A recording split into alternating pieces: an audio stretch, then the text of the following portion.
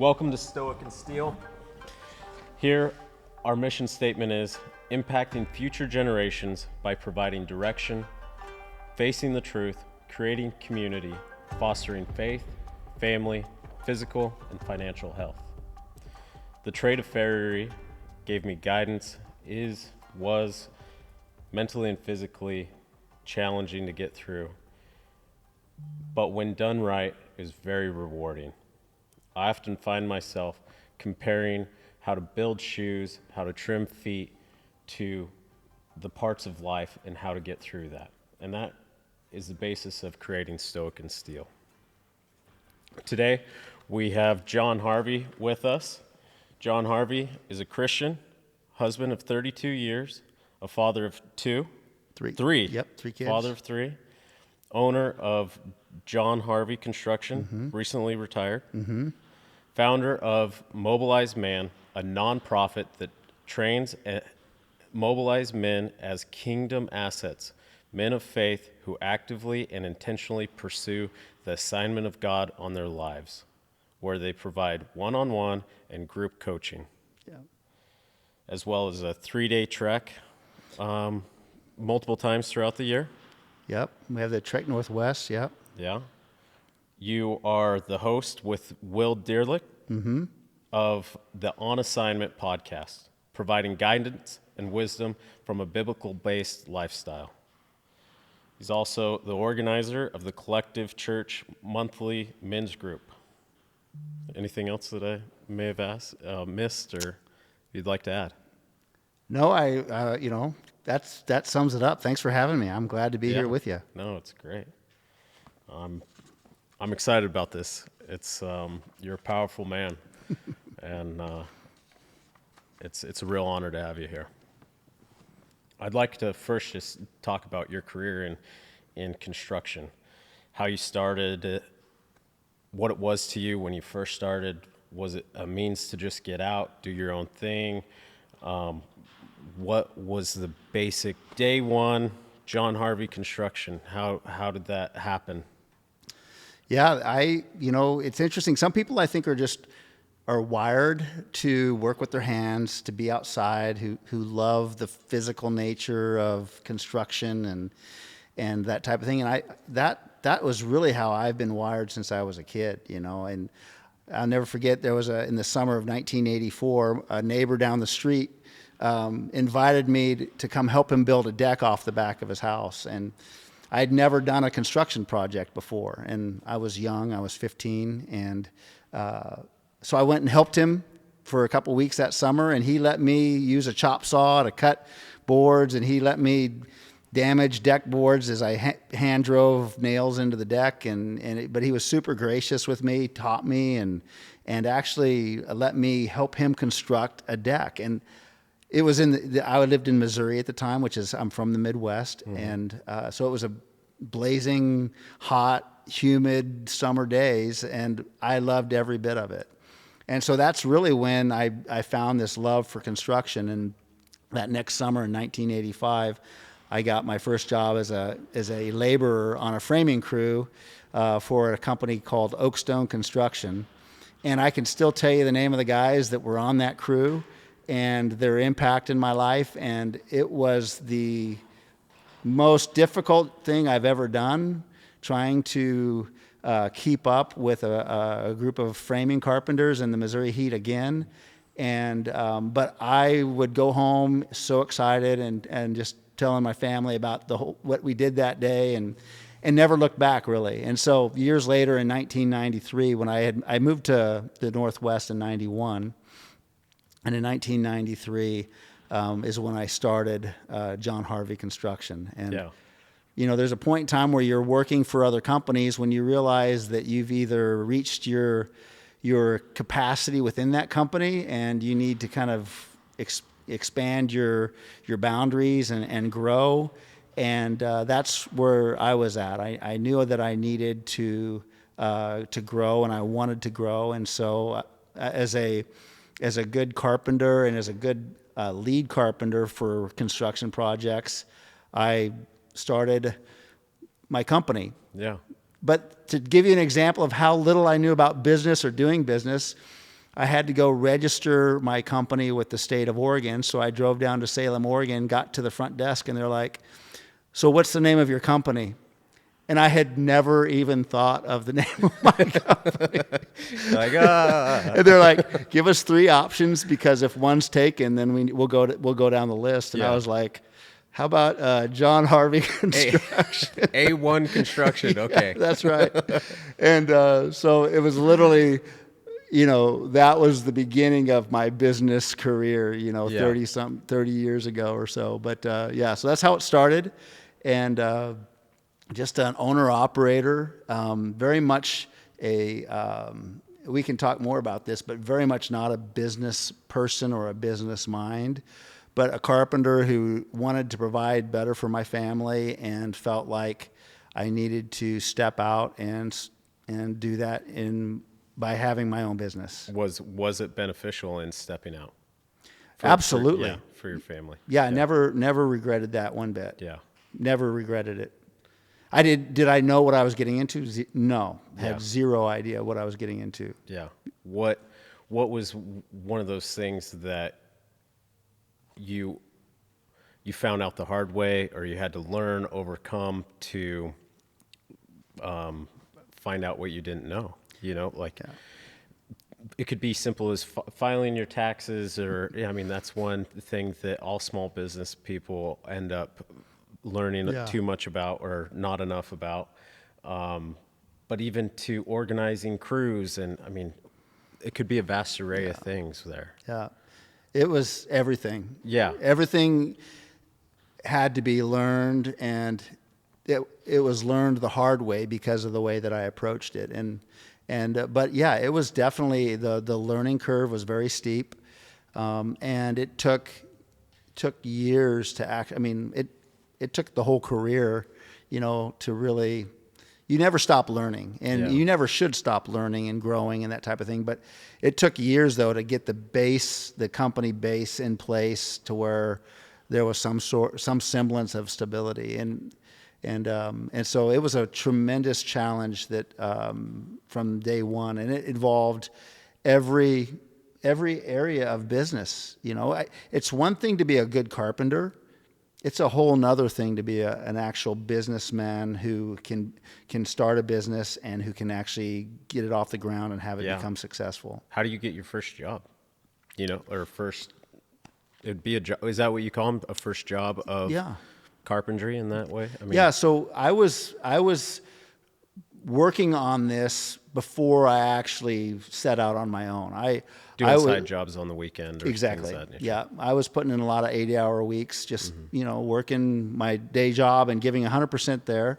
Never let those projects suffer, but really was pursuing projects that were, had feasibility to be side jobs. They weren't huge projects, but, projects that I could take on and really get my hands wet in the business side of things. So I did that for a year and a half or two.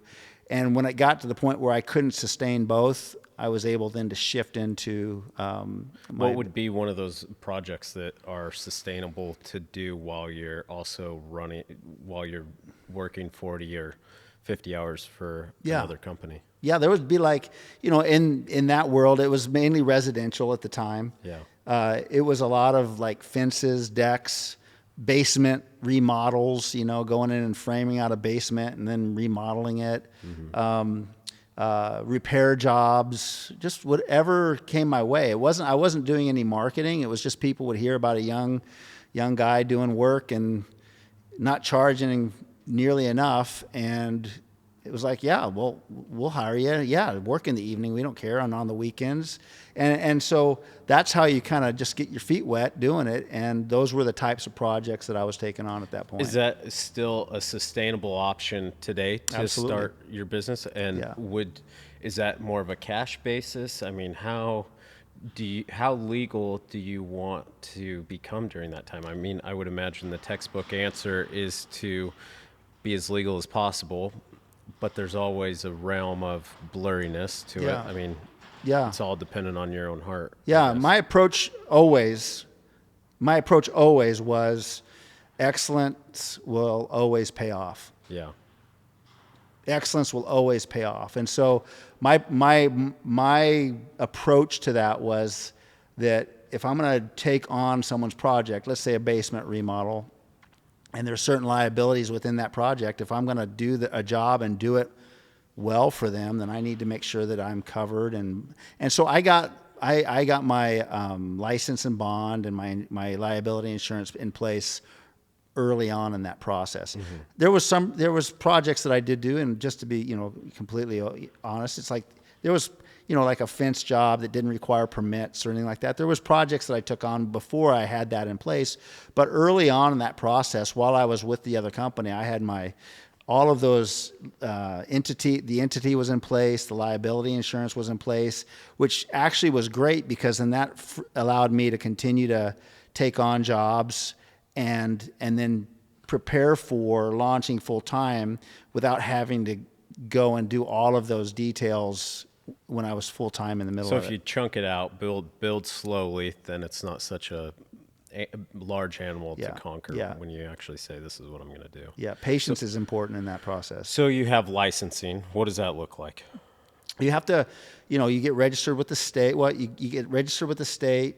There's a whole, for me, like I just said, I did not approach this from a business development standpoint that I would now encourage someone to utilize. I just kind of jumped in head first and really didn't know what I was doing. But you'd want to get registered with the state, get your company's entity set up. I was foolish in that time because I set myself up as a sole proprietorship, which was the easiest way to go and the cheapest, but was also I would never recommend that for. What would you recommend now on how to get started? I would recommend that you get started based upon where you want to be in 5 or 10 years, not based upon where you're at in the present. And so for me, it would have been much wiser for me to set myself up as an S corp, and to have myself a corporation set up, just for the tax wise and the different benefits that come into play in the construction industry with that. That was that. I wish that I would have had more understanding and more wisdom in that area because we ended up, not being able to utilize certain advantages that come with having a corporation. When you're a sole proprietor, the taxes, there's not a lot of benefit there. So if you're wanting to start a business, I would say look at where create your business plan, look at where you want to be at 5 years, 10 years, and then create the entity based upon that projected revenue and that projected place that you want to be in the future, not where you're at right now. And that includes probably the personnel as far as assistants or a team that you bring in. I mean, are you going to front those if in 5 years you need a 30-man crew? Or you're not going to hire 30 people right out of the blocks. How would you go about that? I mean, just grow incrementally? That's a great question. Yeah, and there's so much to that question right now in the industry today. But what I would do is I would not bring on people too quickly. Mm-hmm. It is a tremendous challenge and burden. And when you're starting your company out, the last thing you want to be, well, not the last thing, but one of the things that you would be very difficult is to be starting your business out, but also starting with brand new employees and trying to bring them into a culture and systems and things that really haven't been necessarily set up well yet. Yeah. And it just would lead to certain inefficiencies that would be very difficult to be profitable with. So more or less start with the culture in mind and who you want to be, your core beliefs of a company, lead with that, grow with that. And then as those opportunities arise, you need more help on a job, maybe sub it out, 1099. Those are all ways to kind of circumvent. Those are all options, yeah. And again, the way that I approached this was from an owner-operator who was fully invested into one business. And there's other business models out there where if you've got financial backing and different revenue streams, that type of thing, to where you need to grow more quickly and bring more people on more quickly. That's a different approach than the approach that I took back in the early 90s. But it's like, you want to make sure, though, that when you start having that type of growth, that you've got your systems into place and your ability to operate efficiently in place before you bring all this personnel into your company, and because there's so much risk there. There's so many challenges that come with that. What would be a good system to be putting in place? Say you're a younger guy was wanting to start business out. You don't know what a system is. Could hardly spell it probably. Yeah. But what's a good baseline system to start bringing people in? Yeah. So at its simplest form, that I would advise someone would be to master what your trade is, to begin to really set your goal towards mastery of what you're doing. Like for me, when we first started, as a carpenter, I was mastering the carpentry field. I was still doing that. I was taking on different types of projects, different levels of complexity, and I was really growing in the field as a carpenter even as I started my business. Yeah. And so mastery of the work you're doing, the trade that you're in, is really important, because you've got to be able to have competency in order to sell work and to be able to train others in it. And so that would be one thing that any young guy who's wanting to start a business, if you're working for another company, give that work 110%, because you're able then to master your work with that other company, even as you're planning on starting your own business. Mm-hmm. And that's a tremendous opportunity to train and to learn and to grow before you actually start out on your own. Is a lot of that learning done in clinics, or so in the Farrier industry, a lot of it's self-taught, or it's dependent on who you apprentice with. Mm-hmm. You go to different clinics and stuff. What learning opportunities are out there for people? And that's, looking at in today's industry, this is so interesting, because it is a fantastic time for a young guy to begin to pursue the trades. Yeah. The lack of good, solid young men that are coming into the trades is almost untenable right now. In every trade. Yeah. When I started framing, the average age of a framing carpenter was in the late 20s, early 30s. And recently it's gotten into the low 40s. Like, guys are getting to that 41, 42 years old. That's mm-hmm. your average age of a framer. Yeah. And then you talk about electricians, plumbers, iron workers. It's in every industry that median age is beginning to get older and older, because there's fewer and fewer young guys. Yeah, in Farrier, it's, I believe, 53, 54 years old. Wow, yeah. It's like, and so you think about a young guy who's got enough wherewithal and enough competency to get into the trades. There's going to be demand for your skill set that's going to really allow you to be highly successful. And so, first of all, I would encourage young guys, if you're looking out at the horizon saying, what way do I want to go?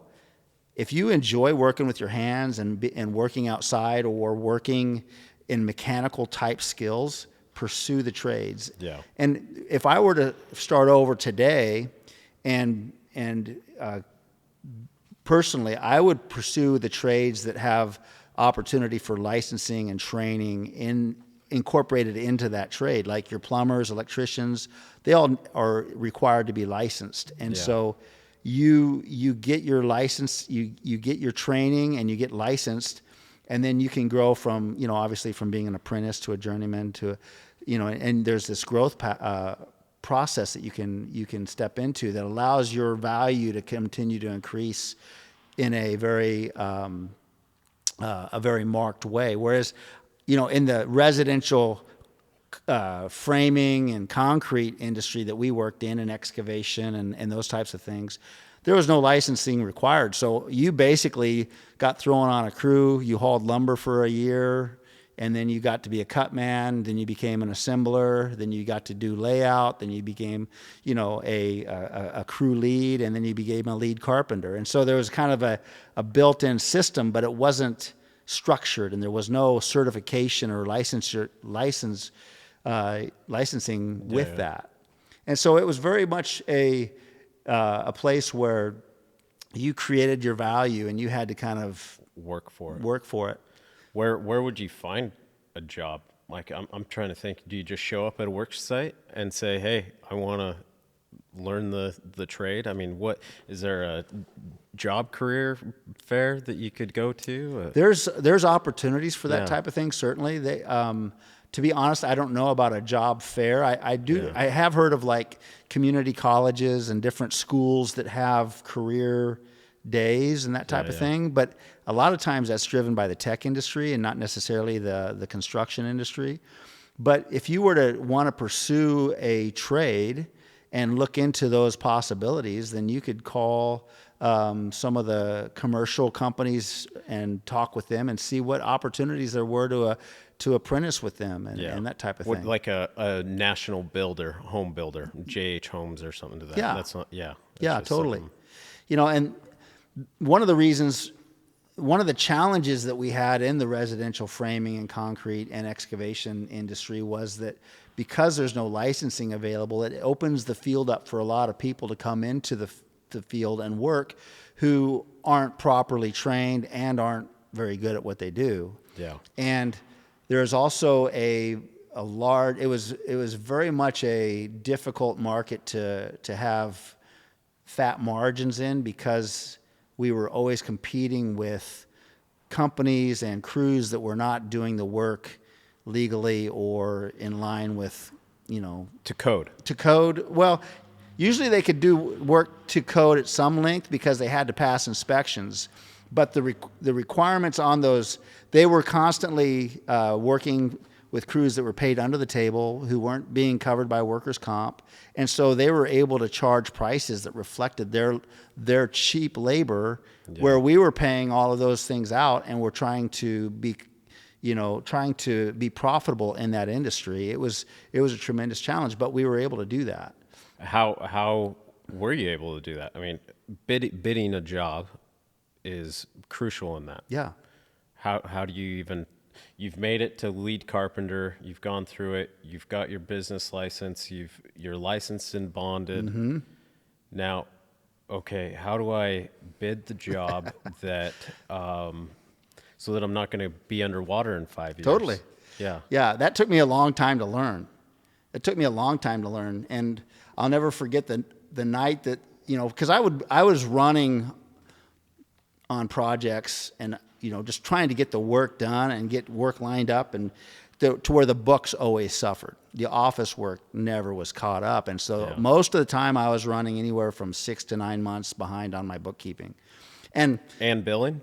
Or my billing was, I was able to do billing and collect right after the job. Yeah, for the most part. Yeah. But it was a complete disarray. My office was a disaster literally for years. Yeah. And it was because I was just running, and that was always on the back burner. And so because of that, you never know where you're at. And I will never forget the night I was at our the first house my wife and I bought for $93,000. Yeah. That had to be in the early 90s or something. Yeah, totally. I'm in the back room, and I've got this little desk set up, and I'm finally getting caught up on bookkeeping, and I'm beginning to, as I'm wrapping up the reconciliation on all these different accounts, I'm like, we're like deep in the hole. And I thought we were doing good. I mean, we're working every day. I'm running, we're billing, we're getting paid, and I'm actually doing the books. And it's like, wait a second, we actually owe money. Yeah. And there's no billing, there's no accounts payable, that are coming in. From. Yeah. And so accounts receivables coming in to where it's like, that's going to get covered. And so I remember literally that weight in my chest, and just putting my head down on the desk. It was late at night, and my wife and my baby daughter was in bed, and I just remember just being like, oh my God, what am I gonna do? I mean, I owe tens of thousands of dollars. In taxes? Or No. just in general? I had to pay vendors, subs. Yeah. People wanting their Well, money. and taxes. Yeah. And it was a feeling I never wanted to have again after that. But I realized that I just let my books get too far behind, and I was just not charging enough. And so when you talk about bidding, if you're looking at your bids and your estimating process in terms of trying to be competitive, you're going to find yourself in the same seat I was in that night. Yeah. Where you're just like, well, everyone else is charging, $4 a square foot to frame. That's what I'm going to charge, or whatever it is. Yeah. And I had to switch my mindset from trying to be competitive to really working to be profitable. Yeah. And I had to make my numbers work to where I was going to be profitable. In order to make my numbers work, I had to have bookkeeping systems in place that kept me caught up and that allowed me to know what things were costing me so that I could know how to charge. And it took a long time, for me to do this, but I was actually able through the years to get those systems in place and figure it out with the help of a businessman who I will always be grateful for. We can talk a little bit more about his influence in my life and later, but that was the shift that helped me tremendously, was going from I need to be competitive to being I need to be profitable. And that there's so much into that because it's also a mental switch of I'm not going to get every job that I bid. I'm not going to get every job that I want. That's right. I'm not going to be nearly as busy right now. Yep. But as you make that decision, I would think, and this has been true in my business, is I'm going to commit to a price that I'm going to be profitable. I'm not going to be everything to everyone, but I have to be something to someone. Mm-hmm. And in that, you'll have, over time, you'll have a better structured business. You'll have a business that is profitable and less strenuous. Until you become overwhelmed with the work that you'd have at a profitable rate, and now it's a different system problem, right? Mm-hmm. Is that kind absolutely. of the mentality that you had to come through with that? Yeah. Yeah. We can get in such a hurry and be so stressed to grow quickly, and just for me, it was all about just selling work. If I sold a job, it was like, great, we're good, we're golden. Yeah. And that wasn't the case. But I didn't understand that. See, I was a really good carpenter, but I had zero business capabilities. Mm-hmm. And so for the young guy out there who's actually starting a new business or considering starting a business, I would, I don't know what it's like to pursue a business degree, from a university or a college. I'm sure that would be helpful.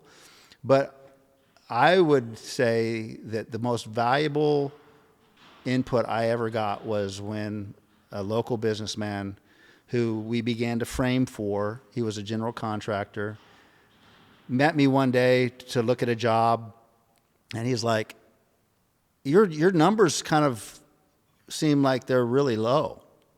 And this was during the time of you figuring everything out. So 2 and 2 came together at that point. Yeah. And okay. We had, and so he basically pointed some things out to me. He's like, hey, would you be interested in sitting down once in a while and talking about business? And I was like, absolutely. And this guy invited me into his office for about an hour and a half a week for months. And I should have brought him. I still have the notebook paper that I took handwritten notes on. Yeah. I still have that. You were a student at that time. I was a student, and I have it in a file that's sacred. Yeah. It's Business 101. And this guy taught me about revenue. He taught me about what a profit and loss was. He taught me about how to read a profit and loss. He taught me about a balance sheet. He taught me about making projections. He taught me about figuring out how much things cost and then how much your markup should be so that you can be profitable. He sat down and taught me the things that ended up shaping my thinking and my business ability to where I was actually able to then turn our business around and actually see it become profitable and grow. And I'm forever indebted to him. I would gladly tell you his name because please do. His name is Greg Olson. Yeah. And he's the owner and founder of Olson and Jones Construction in Portland. Okay, great. He's been around forever. And I honor Greg for his investment into my life. I still have contact with him to this day. Yeah. And the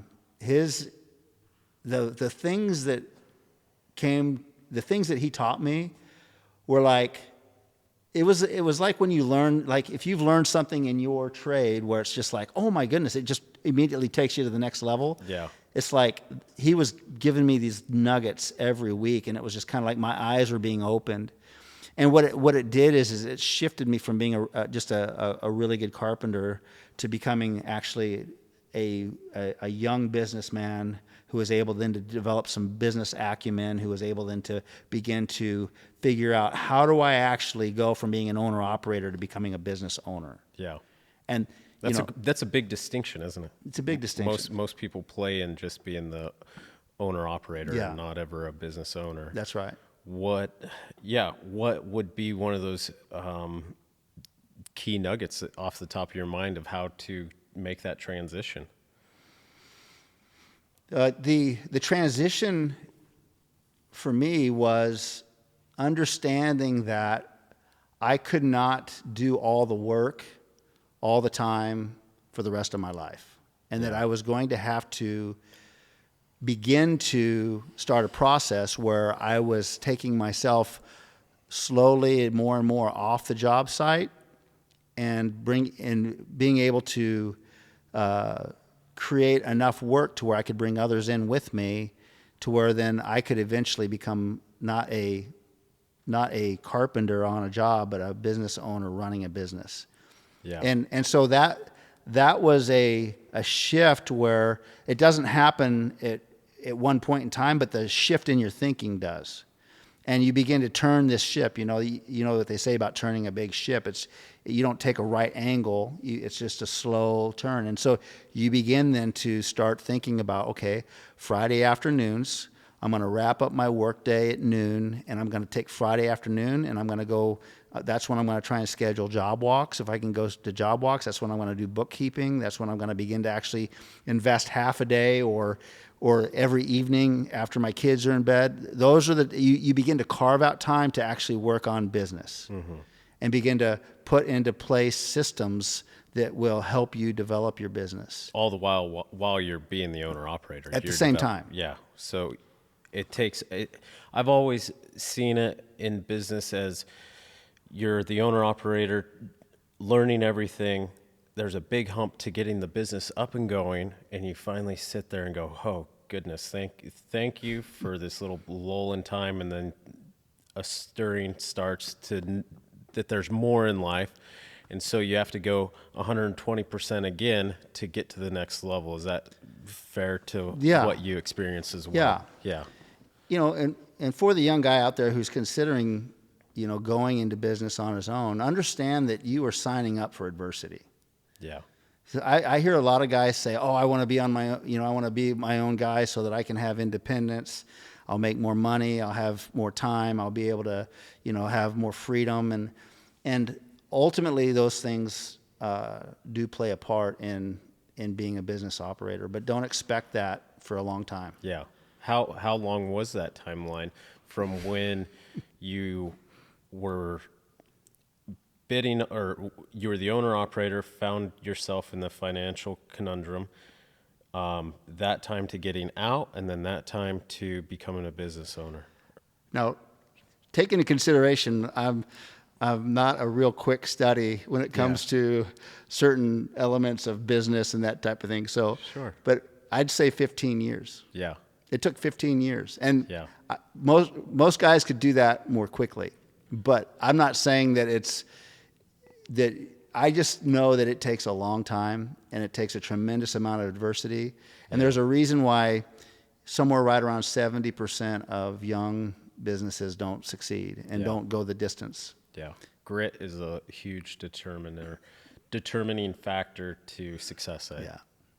I believe that Yeah, wholeheartedly. absolutely. And But you know what? Adversity is the most incredible shaper of a man's life. And if you have that in your heart to start a business and to go to the next level in what you do, and you want to do that, understand that with eyes wide open, that you're stepping into adversity, but it has the opportunity to be a tremendous value in your life. Yeah.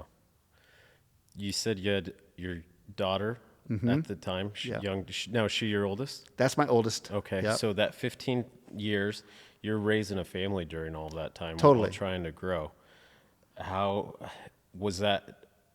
It's not an excuse. Was that a thing that you would rather focus on rather than build the business? How did that go hand in hand with your family dynamics? Yeah, it was.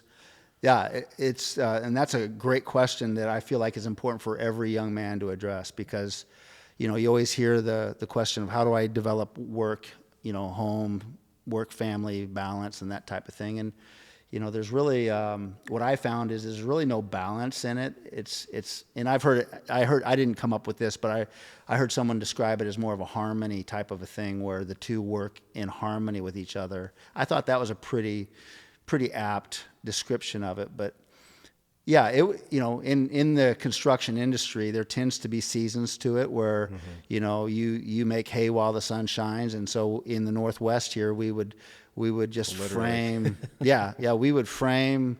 The summers were just always very, very busy, and then things would slow down a little bit in the wintertime.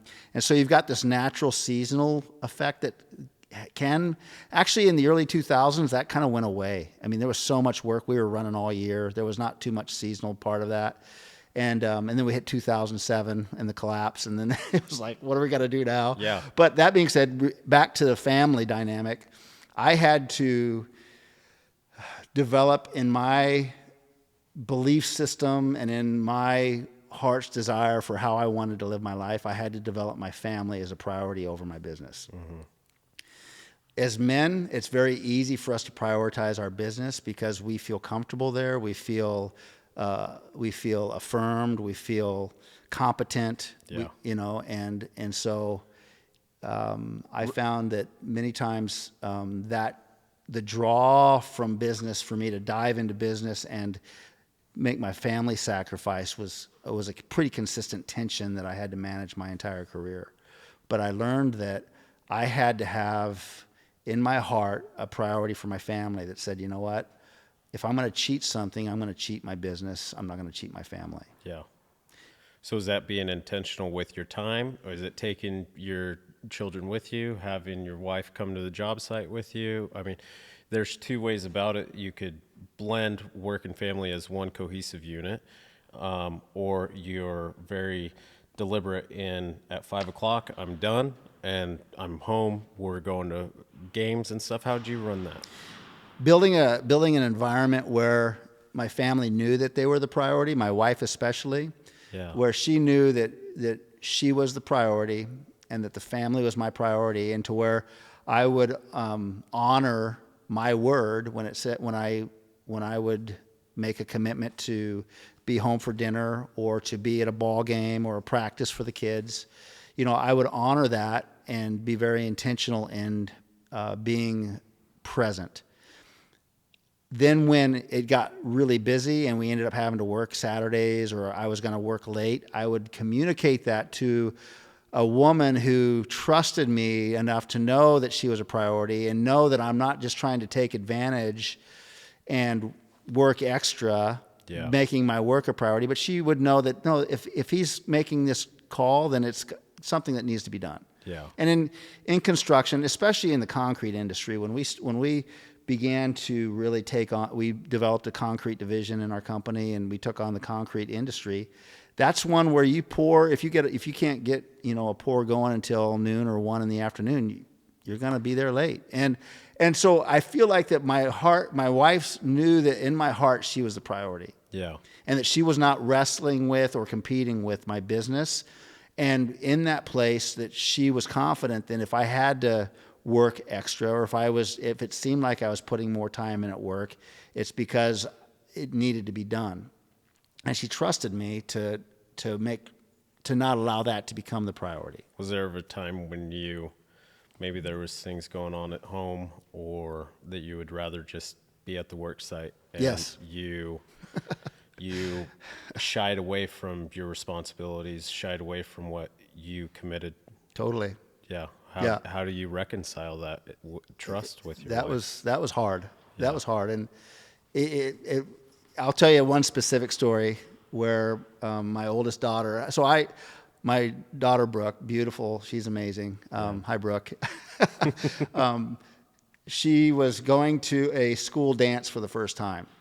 Yeah. And I was just like having a hard time with that. I was like, the boy was coming to pick her up, and honestly, Polishing your shotgun. I didn't know that like photos and all that were part of the pre-dance thing, but I was having a hard time with it, and I made the conscientious decision to stay at the shop that night and work. And I didn't have to, but I did, because I was just like, I don't want to be there. I don't want to. And I left my wife and my daughter, and this guy comes, and I'm not there, and I wasn't there for the photos, but I'm at the shop doing, just like stoking the fire, and yeah, and it was just such a foolish decision, and so I missed out on an opportunity to really be influential in that moment and to be present in that moment, and ended up staying at the shop, and that was a tough one, because I had to realize that was wrong, and it was not the way that I should have handled that. But I would that was one of the bigger challenges in my parenting experience, was dealing with my teenage daughters and learning how to lead that well. And there's a lot we could talk about there, but that was when I turned to work, and I went to my place where I was comfortable, and I did not want to go into, I wanted to stay in my familiar zone, my comfort zone, and made a terrible decision. But I had to reconcile that, or work that out with my wife, with my daughter, which we've done, and it was a learning experience. What did that look like? I mean, how would you even start that process? Do you just come to them with humility and say, this is where I was at? Mm-hmm. Yeah. How do you even start that conversation? So, and that's very interesting, because it was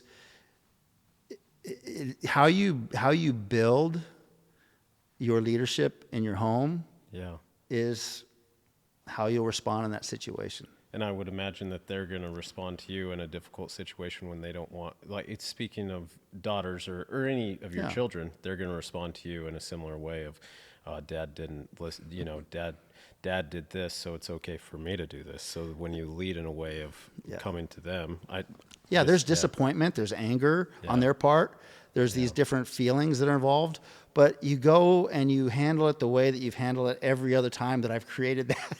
So you had that system in place already. Yeah, times. Yeah. I mean, it wasn't the first time. Yeah. Gotcha. So, yeah.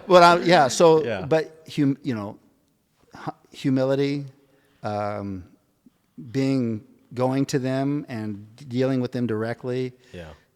Asking for forgiveness. Repentance and forgiveness, and then reconciling. This reconciliation, where it's like, you begin to, I, as a leader, I made a note of, man, I really messed up here. And so therefore the next one I was there, and I was sure to be there, and I was sure to be present. And so, that process though had been in place since, for a long time, since my wife and I went through different conflicts. My children and I went through different conflicts. If we're waiting until our kids are teenagers to be in these situations where we have to be humble and ask for forgiveness and say, I'm sorry, we're starting a little late in the game. It can be done, but man, from early on, it was like, hey, Dad messed up, and I'm sorry, will you forgive me? Because that's what we teach our kids to do. Yeah. And so we have to model that for our kids. And so that when that not system, but when that approach is already in place, then we can walk that out in our relationships at home and know that it's going to work out. Yeah. But it doesn't justify it. It doesn't make it any easier. But that's kind of how that went down. That's awesome. Yeah. What would you change or tell a younger you starting out in construction? You alluded to charging right, getting the skill set, and having the 5-year plan or 10-year plan of where you want to. Yeah, the one thing I would add to that I would do differently than what I did would be to conscientiously carve out time to invest into your business acumen, your ability to understand business. So if that's there's so many resources out there. Reading, a guy who had really shaped my thinking on the estimating and becoming a profitable company. His name is Michael Stone, and he's a local Northwest guy. Has a company called Markup and Profit. Really perfect for the construction industry.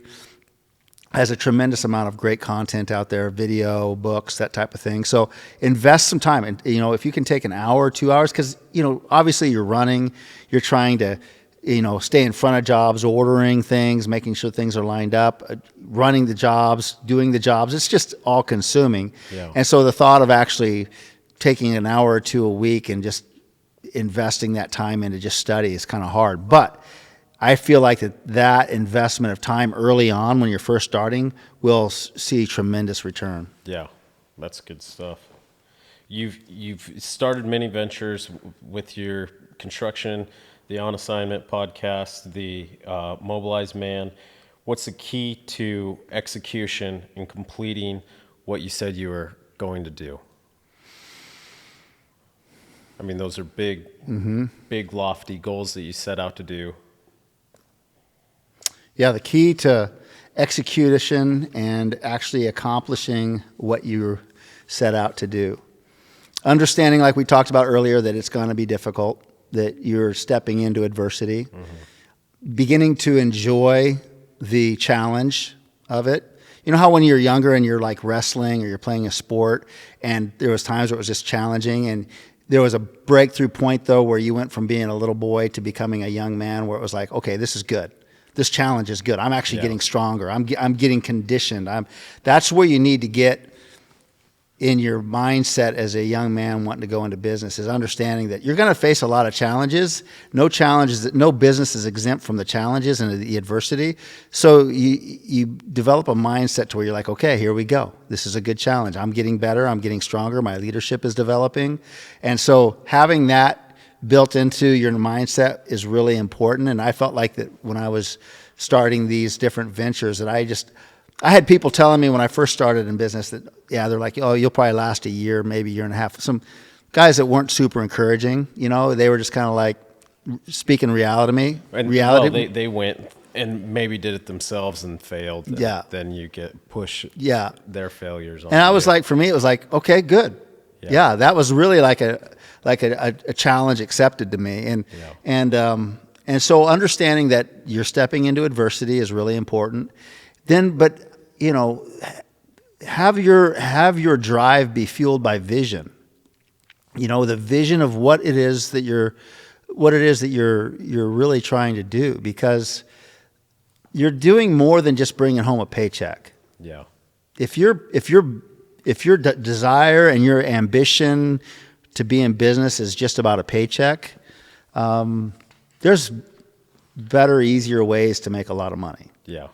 But if you have an understanding that, man, I want to be a leader. I want to be a man who's influential, a man of influence. I believe that for me, part of the purpose in my life, like for me, the ability to have staff, employees, subcontractors, vendors, people that I could have on our team, and that I could be on other groups' teams, like our builders and our GCs, that type of thing. The relationships that were connected, the support that was given, the provision that was made. I think of the guys who, just did so well with our company, and they grew in their leadership. We had many guys go and start their own companies, and that type of thing from there. And so when I first started, it was like, oh, wouldn't that be cool someday? Having that in your vision to where your purpose is much more than just a paycheck. It's about, I'm going to be providing for my family. I'm going to be providing for the lives of people in our community. I'm going to become a pillar in our community that people are going to trust in, and I'm going to be a reliable source of quality work and craftsmanship. Beginning to develop a vision that goes beyond just a paycheck, then that allows you then to understand that this is where I want to be. I'm not there yet, but I know how to get started. And so you begin to get the ball rolling, and you're building step by step. You're managing your expectation, your patience, and you're patient in the process. Those are the things that I would tell a young guy, that if you really want to execute well, make sure that you're not just out for a paycheck. Make sure that you're not just spinning your wheels, just showing up and just, grinding it out every day without a plan in place, but really develop a clear understanding of why am I doing what I'm doing? What am I building? And then what is my plan for getting there? I like that. Yeah. I look at that and hear there could be some insecurities of helping others create another business and seeing other people be successful. Mm-hmm. Has that ever come against you? Like, oh, if I help so and so, then there's not going to be enough work for me, and kind of had that loser mentality in a way. Mm-hmm. Is that something that you ever came across? That's definitely a wrestle. Yeah. Because deep inside of us, there's this insecurity, right? Yeah. We want security, and you start getting lead carpenters in place, lead finishers on your concrete crews, and they're like their skill set and their ability is taking your company to, where our projects are going to the next level. And it's you're dependent on them in a way. You're dependent upon them. Yeah.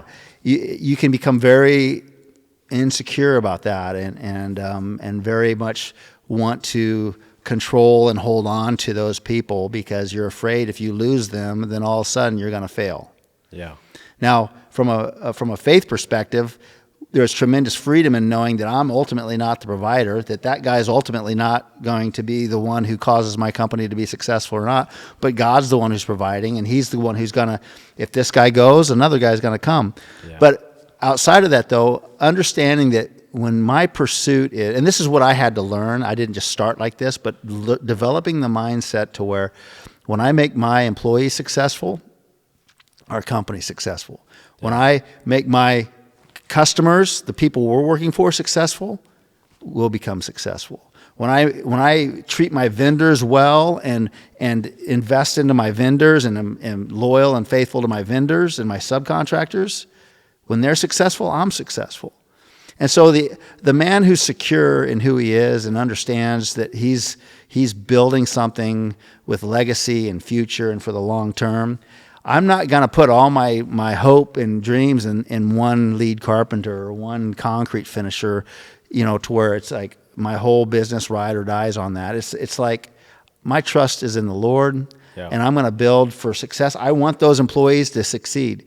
And if that means that they get better, I had multiple carpenters that grew in their carpentry skills and their framing skills, and then before you know it, I'm not the best carpenter in the shop anymore. Yeah, I mean, that's one thing is, how do you keep those people when they may know that their skill set's better than yours in that regard, and how do you keep them as a benefit to the culture of the company and keep them around? I mean, it seems like keep them around. Well, it's not like they're not an object. So how do you keep that culture with those people working hard? And do you know what I'm asking? Oh yeah.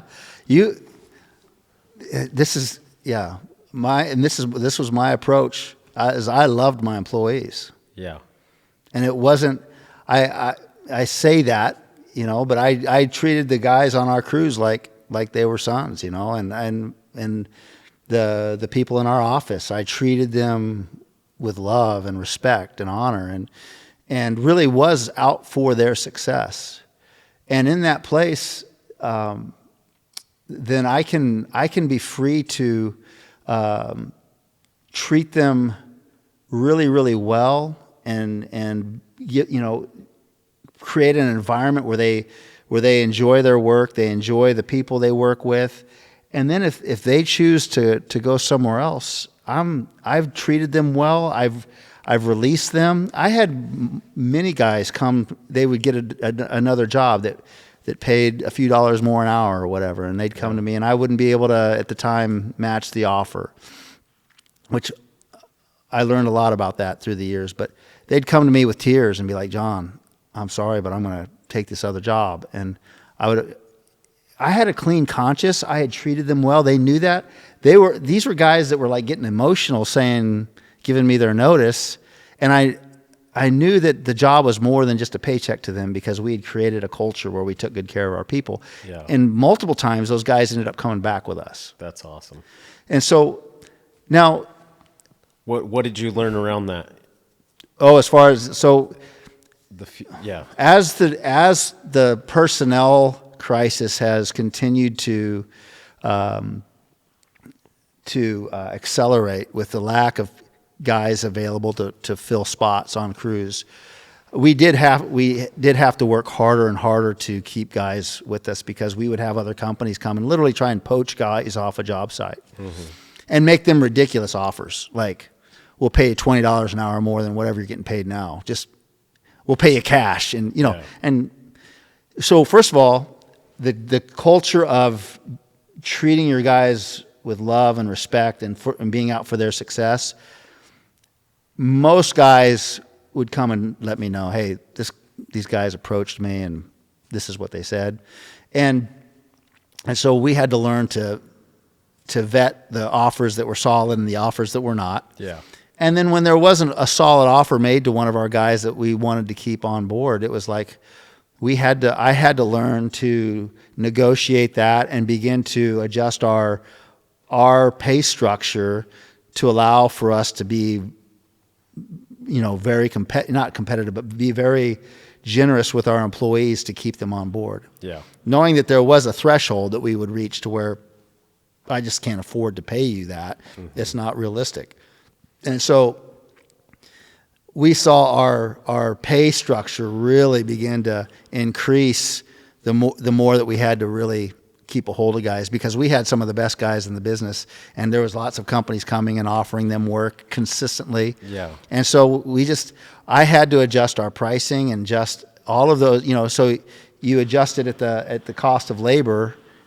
It has to be adjusted throughout your books, and that increase gets passed on to the customer. Ultimately. And it's hard. Yeah. It's really tough. And then I would imagine there's a threshold of you're not able to sell a job because everything's so inflated. Or are those other companies that are making those good offers charging relatively the same? No, they're charging. If you think about it, well, we were competing against, like I said earlier, where we were competing against guys who didn't pay workers' comp, who didn't pay liability insurance. The way it actually worked, it's a racket in the residential market where these framing and concrete companies, they will have a person buy a license and bond and get liability insurance, so all the paperwork's in place, and then he will rent it out to companies. So they'll all have the same company name, and they'll all be using the same paperwork, but they're all getting paid cash and paying the guy with the actual paperwork in place. They're paying him $1,000 a month for the covering. So he's essentially in control of his own subs in a way. Well, they're not subs. They're just all going out and selling work as if it was their company, using that company name and liability insurance, and then they're getting paid and doing everything through cash. And then what that guy does is that, so the state of Oregon doesn't audit companies until they've been in business for at least 2 years typically.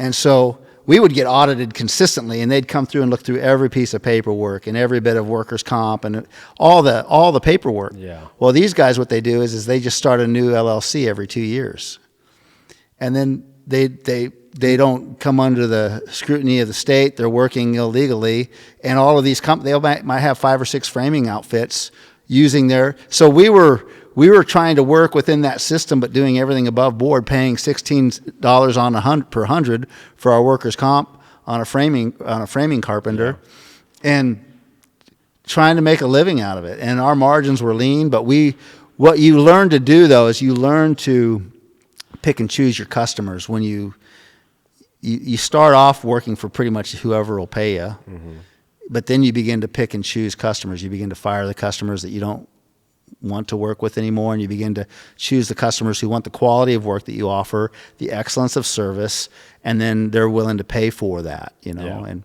I tell young guys, when we're talking, that there's those 3 elements that a customer wants. They want quality, they want schedule, and they want price.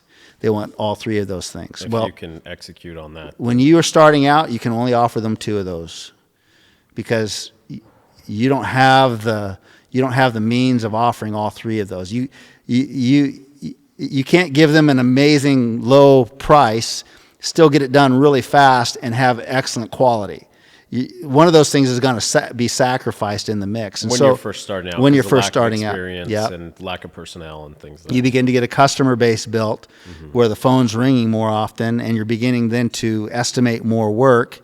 You might only sell, like for us historically, we would only sell about 30 to 35% of our jobs. That was about historically what our sales percentage was. What does that mean? So if I bid, 10 jobs for 30%. framing or concrete, we would typically get about 3 to 4 of those jobs. Okay.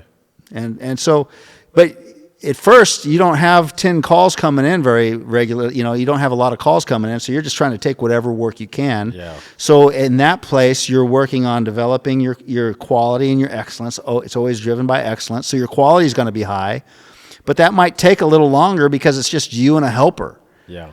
And so, but you're offering a good price because you don't necessarily have all the overhead yet of an office and office staff and all the different things. And so you're trying to balance the fact that it's going to take us a little longer, but you're getting a good price and you're getting excellent quality. But then once you do that long enough, then you can bring another guy on, and you're beginning to adjust the schedule on the job, do it a little faster, but you're also needing to adjust your rates to compensate for the additional overhead. But you're making these incremental adjustments to those 3 areas as you grow, to where eventually you'll be able to do excellent quality work on a great schedule, and for a cost, for a price that the customer accepts and that makes you a profit. Yeah. It's pretty concise. Is there any benchmark rules of thumb in your bookkeeping that you would say, okay, I'm ready to bring on another person to raise my prices? Because your excellence is always there. Yeah, yeah. What kind of protocol would you look out for to then? It depends on your capacity. Yeah. Some guys have incredible capacity. Like they can, as an owner operator, they can produce, $500,000 worth of framing with them and another helper in a year, and be able to do it really well. Other guys, it's like, man, $500,000 of framing, it's going to take me and three other guys to do that, and we're not going to make much money at it. So understanding your capacity personally. Physically, yeah. And capable, your capability. Mm-hmm. So for me, it was always like, how much revenue can I generate without any help at all? And so I'm going to stretch myself to the max, to where I'm actually really feeling stretched and overwhelmed, because it's like, I've got this work lined up, but there's no way I'm going to be able to do it. That would test my capacity. So let's say I can reach $1 million a year, $1.5 million on my own with a helper, a couple of helpers. Well, then at that point, it's like, that tells me that's my capacity. So then I'm going to bring on another lead guy, have him take those guys, and then I'll take a crew and do it again. And then once we reach that, like, 2.5, 3 million mark, whatever it is, you're going to make the adjustment based on your capacity, and you're going to bring in guys, train them up, develop the culture, train up another crew, and you're going to build like that until next thing you know, you're going to bring in a production manager. How do you deal with someone that doesn't have the same capacity as you? I mean, you being the owner, you're always going to be pushing for more, while someone that's working for you, that's a great point. they may not have the same capacity or drive will. Yeah, and it won't be necessarily a 1-to-1 ratio on that. You'll get a real sense of it quickly when you start bringing guys on, and you get a feel for their capacity. Plus, there's that transitional time when they first start, getting to know you, your company, your processes, how you work, your customers. So you got to give them some grace. But once you get them to the point where they're like running all cylinders, just humming, it's like you'll be able to tell how much, and you can break it down to where instead of using an annual revenue, it's like a monthly revenue. Mm-hmm. On average, over the last 6 months, how much have these guys been able to produce a month? Well, that might look like $50,000 a month or $100,000. It depends on if it's frame. For us, it was either framing, excavation, or concrete. In the end, we had those 3 divisions going, and so you'd be able to tell, okay, this guy and his crew, he's got a 3-man crew. They're able to produce this much revenue a month. And so he's really a top-notch lead guy, so I can use that as my benchmark and then go from there when it comes to making projections before I bring on other crews. Yeah, that makes sense. What do you look for when hiring the next lead guy? That's a great question. And I laugh because I have a little bit of trauma in this area. Towards the end, literally, I could set up 100 interviews, get 5 to show up. Wow. Get maybe 2 or 3 who are willing to pass a drug or go through a drug test, and maybe get 1 who didn't test positive. Wow. And then that one guy may or may not show up for a second interview. Yeah. It was the most challenging thing. That the production, so the bar's low. it's like I said, it's almost untenable right now, and so that's why there's so much, just like tremendous opportunity for young guys out there who want to do well. Man, go for it. I'd say, because we were just pulling our hair out, just trying to find guys, and meanwhile our good guys were all getting older, and and you're trying to take care of them, and they're getting promoted and doing different things, but we had to bring in guys at a lower level of capability and spend more money training them up. And then it was like, drugs was a big deal, since they legalized weed in Oregon and that type of thing. Whatever your thoughts are on that, it's fine. But when you have guys who are addicted to smoking pot and trying to work on a job site, and they smoke pot in the evening, they come to work the next day, they run a forklift, into a ditch and have an accident, and then they have to go in for a mandatory drug test. They hit, they're hot on the drug test. Yeah. You're like, it's just like this nightmare. It's not a liability that you were willing to. Huge it's just like so hard to find guys that, and that's one of the reasons why I started Mobilized Man, to be honest. Yeah. Was because I worked with guys who were so strong and physically capable and mechanically just so well coordinated and they were so able, but they couldn't make a good decision to save their life. Yeah. They didn't have the ability to understand long-term thinking and how to live their lives. And by the time we would get these guys onto our crews, they'd be in their early 20s. They'd be in a pit financially, relationally, legally, with addiction. And it was like their life they were in a pit that they could never crawl out of on their own. And you look at these strong, capable young men, and you're like, their life is going to be so difficult because they've already got themselves deep to where they can't afford to pay their legal bills. They've got 2 or 3 kids that they're paying child support on. Whatever it is, you see it all. And trying to lead them into a place where they're successful at work, and you're trying to teach them, hey, all you got to do to start is, don't fail at what requires no talent. Yeah. That was always the first thing we'd tell them, like, show up on time, have a good attitude, Put your nail bags on when you're working. Don't take them off when you're working, you know. Come back from lunch on time. Yeah. Fill out your timesheet. Those things require no talent. But Yeah. guys, we couldn't even get guys to do that, let alone at a lead carpenter level. Wow. And so I'm venting here a little bit, but No, it's because of the challenges you face trying to find good men. And so that's one of the reasons why I really am passionate about helping men go from that place where they're in this pit and they can't make good decisions to where, man, they're men who lead well, who lead themselves well, who grow and who are capable, Yeah. and who are, because I want to see these businesses that are out there have lines of guys who are just ready to go they can hire and have good people come into these interviews. Well, and it affects the generation, their family, the people Totally. around them, the community in whole. It's so much more than just the work. Yeah, it's absolutely. It's whole generations of people. So it's critical. So in the beginning, I brought up I often compare life to building shoes and that process of everything. And I've been thinking about what I could give to my guests. And I'm also taking an exam in October, and I like to practice my trade and things of that nature. So this is a horseshoe that I built.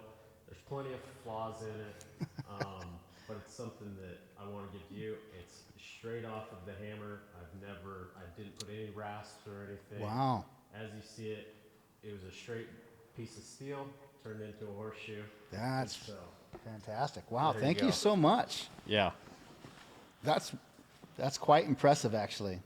The number of people who can actually make these, I don't know how many people that is, but I assume that it would be not very many, and this is fantastic. Yeah, it's a small group of us that intentionally focus on making horseshoes, because you can buy so many of them anymore. Yeah. And I would compare it, in the framing industry, it'd be kind of the guy that puts up, fir timbers and stuff to the lodgepole. Yeah. A big log home in Right, that way. yeah. The little nuances to it that make it important and things of that nature. Wow, So well if done, you and roll thank you. your hands around it, there shouldn't be too many sharp edges. That's Yeah. one thing. And Yeah. Wow. Well, good. Well, thank you so much. Yeah. I'm grateful for that. afterwards, I'll show you what foot it fits on. Okay. I built it to a foot. Just for Okay, practice, good. Yeah, but yeah. That'll go up in my office. Thank you. Absolutely. Love it. So we were talking about raising kids, coming to them with humility, being present, all the while working your business, making the transition from being an owner-operator to being an business owner. You said something that was quite striking to me, is presence. How would you define that? And define it, 'cause so often, presence means showing up to the football game. It means showing up to take people to practice. I was present. I was there. But I think there's a whole different cadence to presence and being present. Yeah. That's good. How would you go with that? I mean, how would you define being present or having a presence in your kid's life? And just in general, in every interaction that you have, really. Right. I mean, being engaged in that difference, that kind of paradigm shift. Right. I love the question, and there's so much there to it. And it's really sad to see fathers who are with their kids but that aren't present. Yeah. And when we experience, for me personally, when I experience the presence of God the Father in my life, there's always an impression made upon me. Mm-hmm. It always marks me somehow, or, and as fathers, we have that opportunity with our children to be present in their lives in a way that marks them for the rest of their life. And we deal with men all the time who were marked by their fathers, but in the wrong way. Yeah, absolutely. And it's amazing the depth of hurt and pain and challenges that men set their children up when their presence harms their children. Yeah. And so understanding that no matter what, as a father, you have influence in your children's life, and you will mark them, and you get to choose how you'll mark them. Mm-hmm. And so a father that is present in a good way, in a positive way, is a father who always strives to allow his children to be who they are with a vision for who they're becoming, and who has tremendous grace for them in the present moment, but yet also doesn't allow them to settle for second best in their own life. Yeah.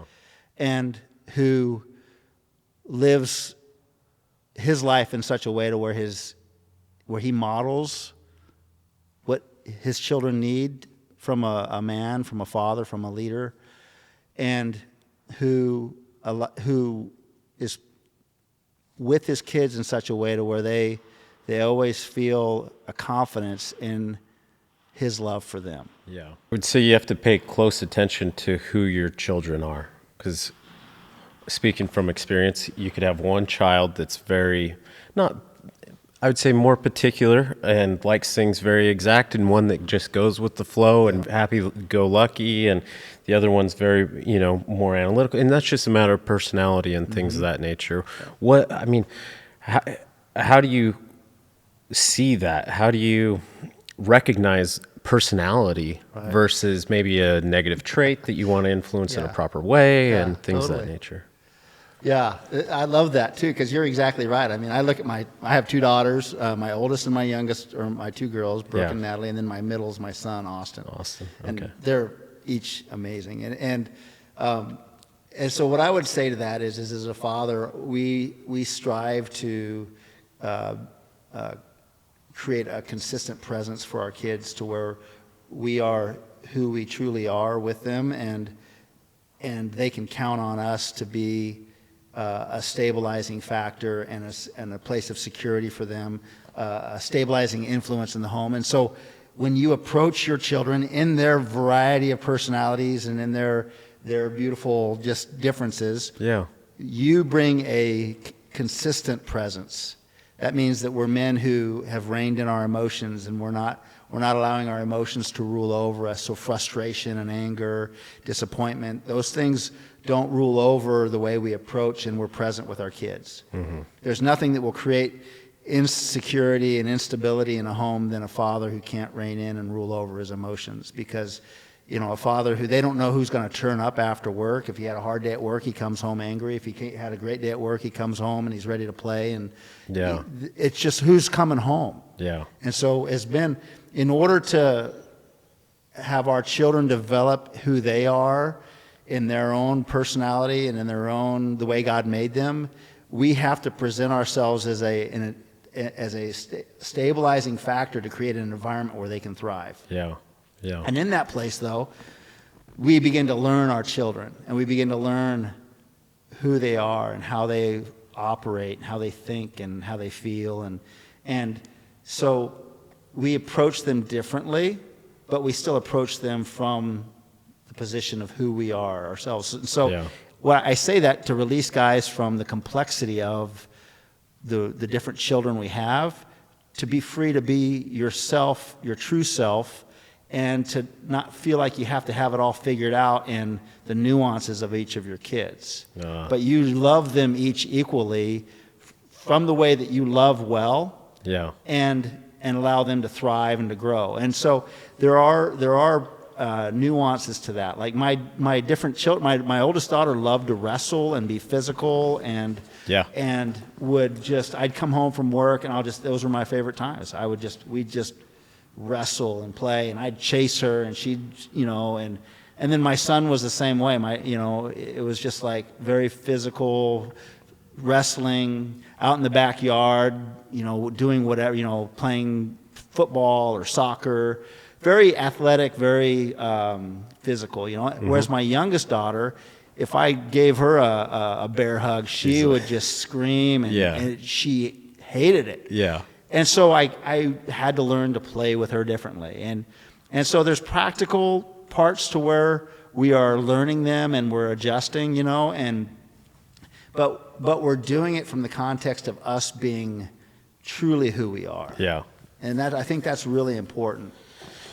There's in culture now, there's this side of once was you can't show any emotion as a man, to you need to be in tune with your emotions and be more emotionally intelligent. How do you walk that line of being able to have emotion, feel your emotions, but also have it reined in as a man? Yeah. I love that. It's something that I have only recently begun to figure out. Yeah. And so I don't claim to be a resource for a lot of tremendous insight in this area, but I'll tell you a little bit about my own experience. I would love it. Yeah. Growing up, I had a great family, by the way. My parents were I honor them, love them, had a great home. But one of the things that we were raised with is that emotions were never meant to be shown in public or in life in general. Mm-hmm. If you had an emotional outburst, it was always frowned upon, disciplined, and you were brought back into your place. And so you just learn from an early age that it's better for me just to kind of, hold everything in and never demonstrate emotions in public or with family. And so we never got super excited, and we also never got super sad. It's like, when someone passes away, it's kind of like, oh, that's sad and I'm sorry, but we never grieved. Yeah. When someone had a reason to celebrate, it was always like, yeah, that's cool, but we never really truly celebrated. And what I've learned is that in that place of bottling up our emotions, that we, for me personally, I created a lid in my life to where I could only experience so much. The amount of where that lid of my soul was at, the ceiling of my soul, that's where I capped off, where I could only experience so much joy, but I could only it's because I wanted to limit how much sadness I felt, how much grieving I did. I never wanted to be sad, and I never wanted to grieve. Yeah. And so therefore, I would suppress all of those feelings, and when I did that, though, I created a lid to where I also couldn't experience tremendous joy because I had capped my soul, if that makes sense. Yeah, absolutely. Understanding that as men, we are body, soul, and spirit. Mm-hmm. We are made up with these three parts of ourselves, and we have an eternal spirit that is made alive upon conversion when we actually choose to follow Jesus and surrender our lives to Him and trust in Him. There's a new life where it's that part of being born again that the Bible talks about. And so that's a spirit, man, within us that's eternal, that goes on beyond this life. We also have a soul, which is made up of our mind, will, and our emotions. And so that's where our emotions come into play. And then we have our body, which is the physical part of who we are. Would you say the body's more of like the fleshly desire, so that is different from the emotional standpoint, from, you could say, physical urges, the say drunkenness or something to that effect, that enjoyment therein is more of the flesh, that's, even though you're getting an emotional component of it, how do you regulate or define that? Not to derail you, but that's the way I've looked at that is that the body goes through the results of what happens in the soul. Uh-huh. So, because that's where our will is at. That's where the decision making is at in our soul. And so, if I'm going to make the decision and choose to go drink and get drunk, then I'm doing that in such a way to where that impacts my physical body. Where you get a dopamine surge, you like that then invokes an emotional response. That's right. Yep. Okay. And it's the same with sex. It's the same with drugs. All of those types of things. But the way that God designed our bodies is that it begins to impact us at a physical level, physiologically and neurologically, at levels that create what we see as addictions and those types of things, to where it actually becomes a physical addiction. And so it goes, but it starts though in the soul. Mm-hmm.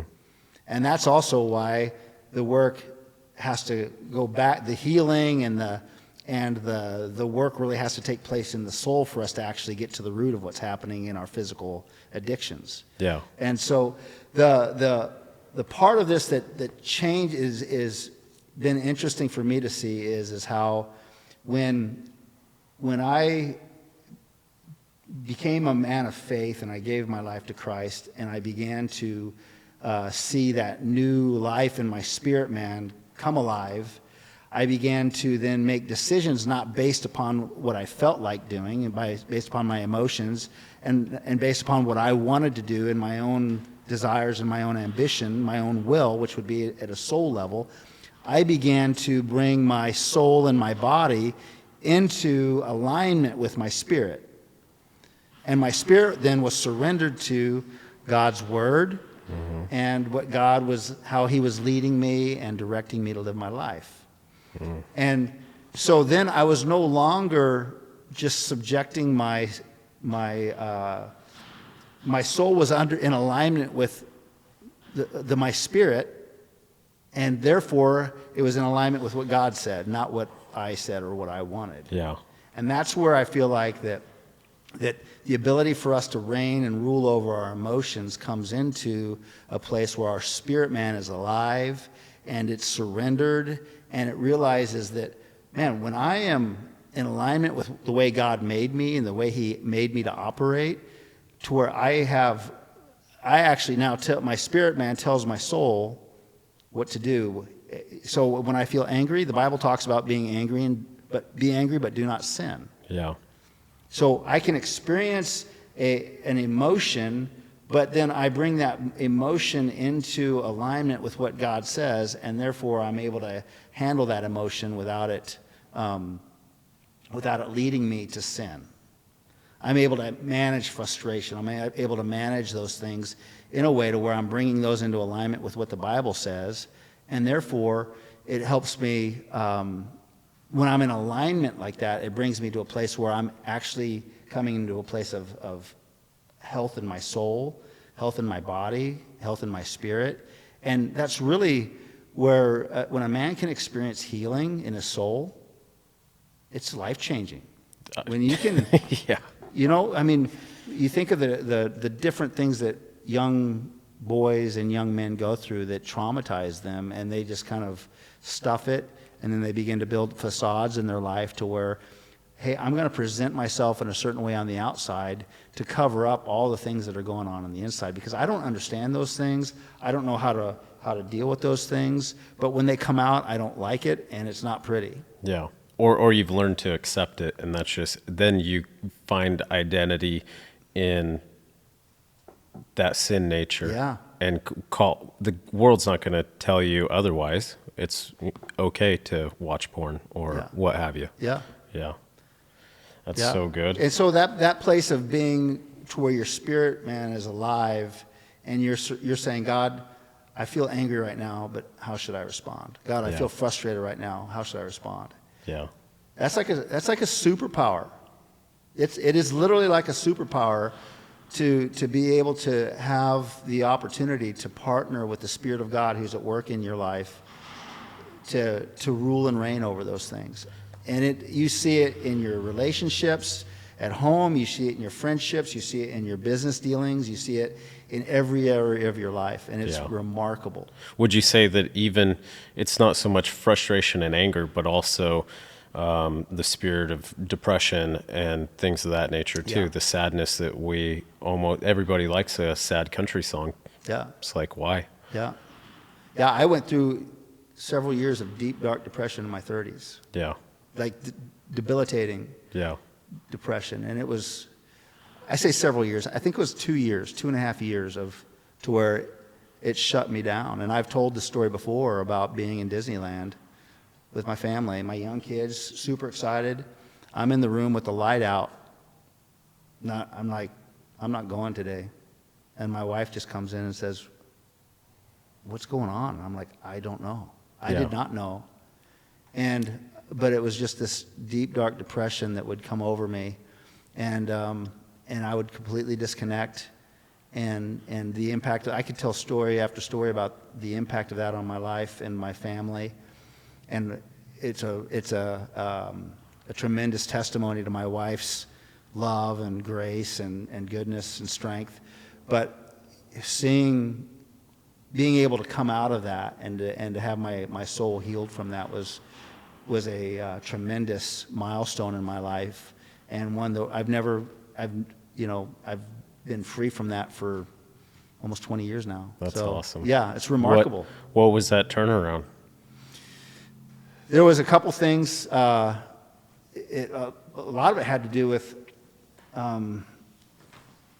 me learning to deal with who I was as a man, me learning to deal with who I was in my identity as a man, and there were certain thoughts that would trigger a series of thoughts that would take me into a downward spiral that would actually get me to a point where I couldn't come out of it.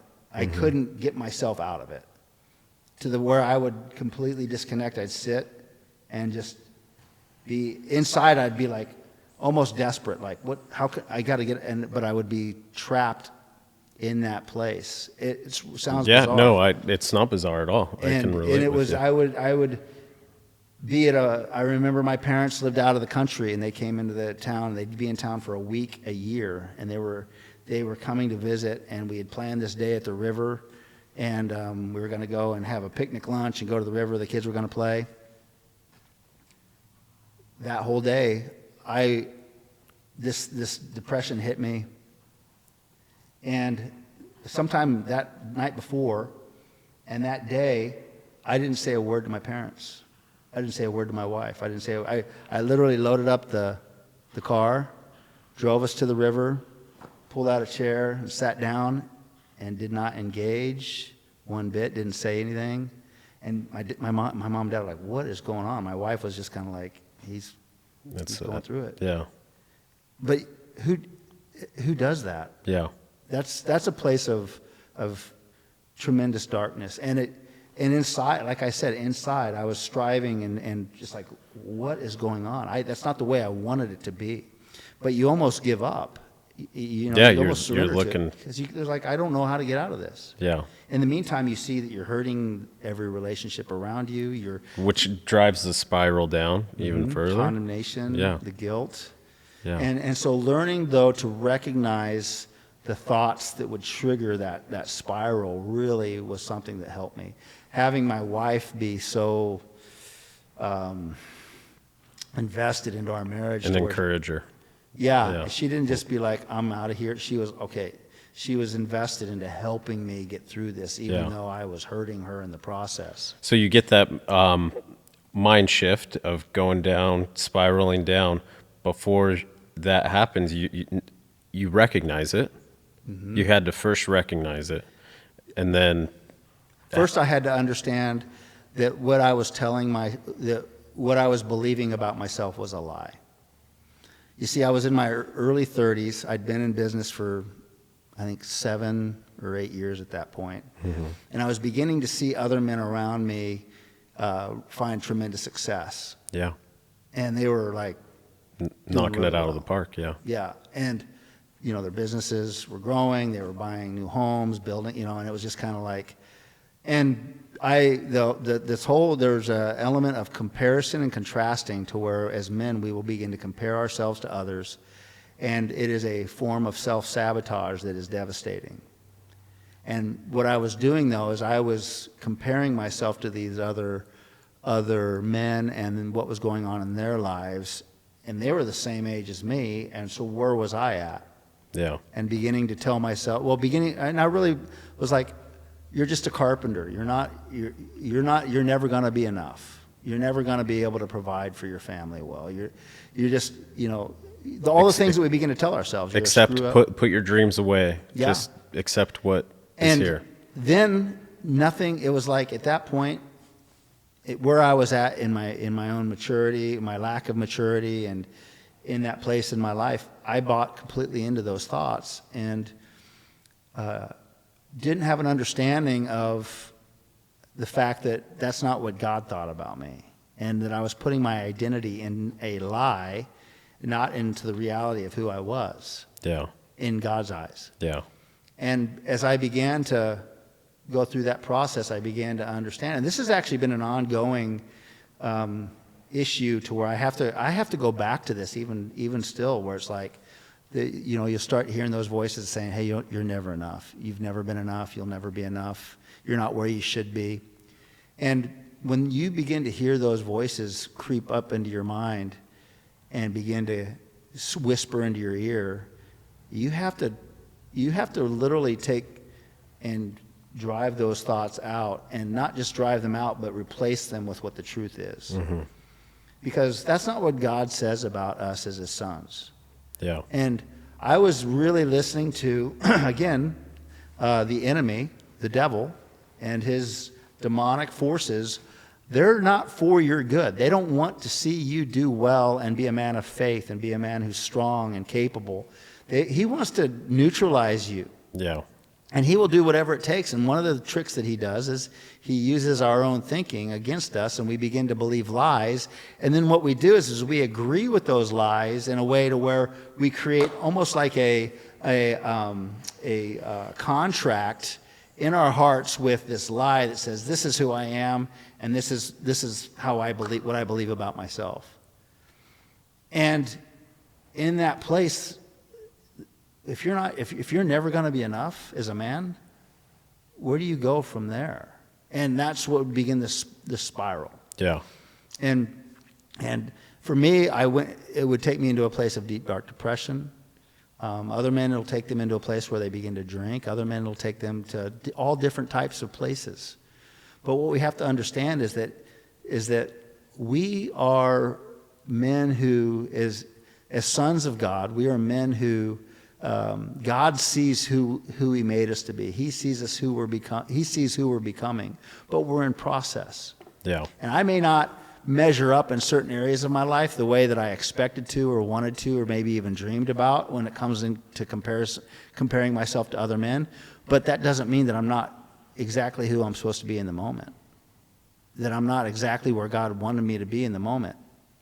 If you look at one of the men I most admire in the Bible, his name is Paul, and he he wrote most of a good portion of the New Testament and was a tremendous leader who gave his life for Christ. Yeah. At the end of his career, he's sitting in a prison cell, writing and asking his helper if his helper could bring him a coat and his parchment because he's cold and he needs something to write on. And if you and I were to look at a man in his career and he's at the pinnacle of his career and that's where they're at, we would be like, man, yeah, this guy's not. You did all of that and this is where you're at. I don't think that's the kind of return on investment that I want to see in my business or in my career or in my life. Yeah. But I say all that because he laid it all down for God. He laid his entire life down for God, and he was in that place. And he says this, he says, I count it all joy. Yeah. I count it all joy. And he says, give thanks in everything. And I have learned to be content when I have much and when I have little.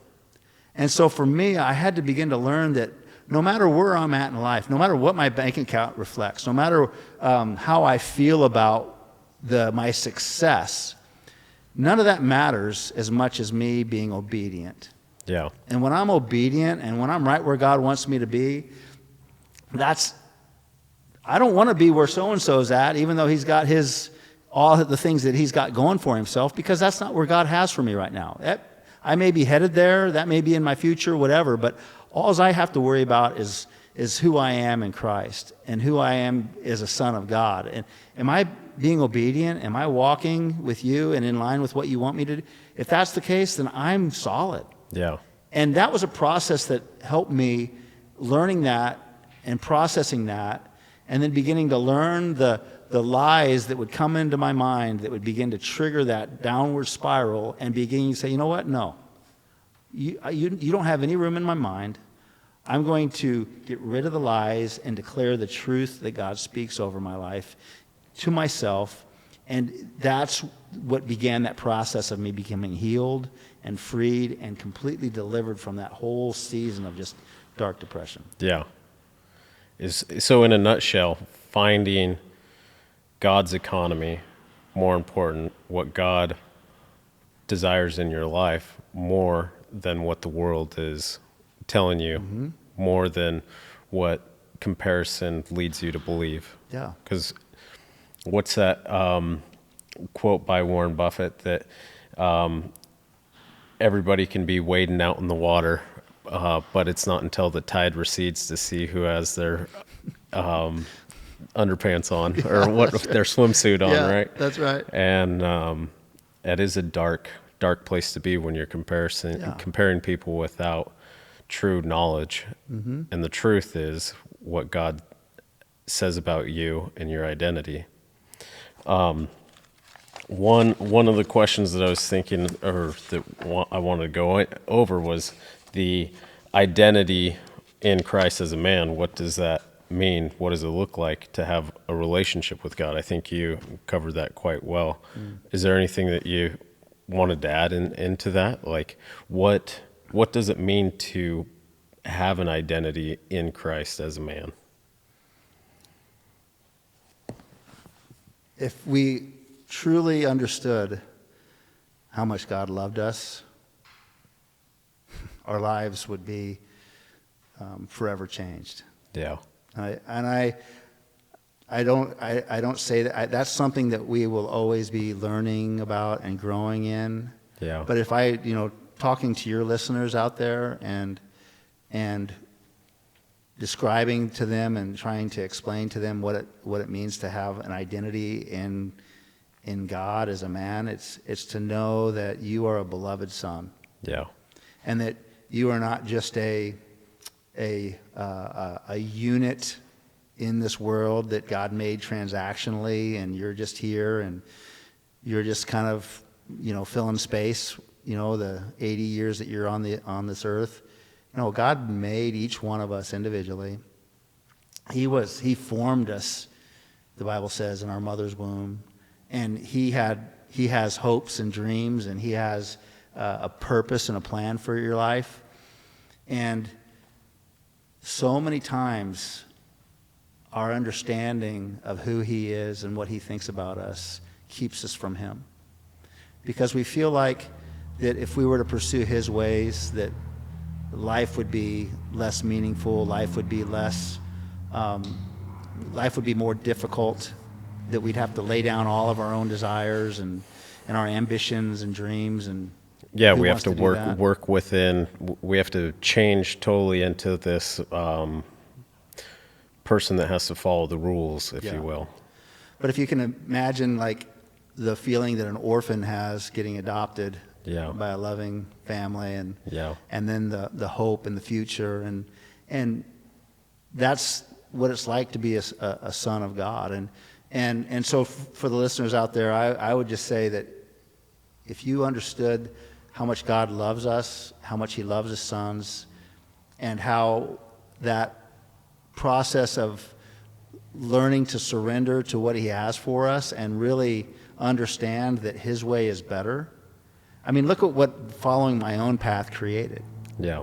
And there's only two paths. The Bible is very clear that every man gets the choice at some point in their life. What path will you choose?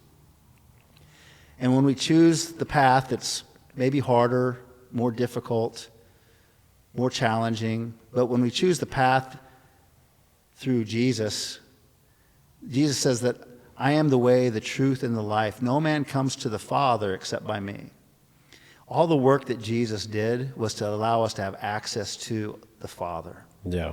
And a father who loves you, a father who blesses you, a father who will never leave you or forsake you, a father who was there when you were being abused, when you were being mistreated, when you were being bullied, those times when the enemy was having his way. He was right there with you that entire time, grieving what was going on, waiting for the process for his love to be made clear to you so that you could receive him and the healing and the freedom and the cleansing that comes from knowing him. Yeah. And so that identity piece as a son is huge in the life of men. And so many men think of God as a father who's standing there waiting to just knock them on the head when they screw up. Because maybe that's what they Yes. received as a child. So many broken men have raised broken men that cycle has really broken the understanding of who God really is in the lives of men. I think that's huge. Well, and there's also the side of things that, okay, that's good for you. You have a faith. I have a faith. The people who don't have a faith or believe that God is God, that Jesus was Jesus, who he said he was, God in the flesh, that he's the Son of God, that are maybe have a atheistic view or agnostic or something to that nature, before you even start to walk in the identity of Christ and who you are, how would you talk to someone who just says, yeah, that's good for you, but that isn't what I've experienced? God's great in a Bible, but I don't see it in my life, you know? Mm-hmm. How do you start to even have a faith? To begin, that's a deep question that would be different for every listener, I'm sure, based upon their experience, based upon where they're at right now in their lives. And someone who believes that there is no God has to really continue to be very honest with themselves and ask themselves if that's truly the way that they can continue to live their lives with that type of thinking. And if that's the way they choose to believe, then that's okay. Mm-hmm. I mean, really. I mean, not everyone is going to believe and come to faith, and so everyone is given the opportunity to choose, though. Yeah. And so I would say that, being able to look at the world around us, we live in one of the most beautiful parts of the world here in the Pacific Northwest, and to look at the beauty of the creation around us, to look at what science is proving more and more clearly is a very intelligently designed organism, being that is incredible, that the hand of God and his design and who he is, his power, his creativity, his beauty, his glory, all of those things are reflected everywhere around us. And we have to choose not to see it. Yeah. And so if you've been choosing not to see that, well, maybe ask yourself if you've ever given him an opportunity to reveal himself to you in a special way.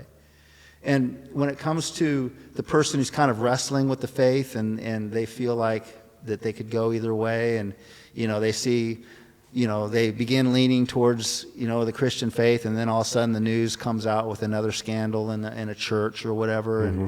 and they've been turned off by the hypocrisy of Christians and the failures within the church. That's a very real thing to have to really process and go through in your heart. But understanding that human, it's just like the human nature of a father in his shortcomings that is revealed to his children, that does not reflect, though, the perfect nature of God the Father.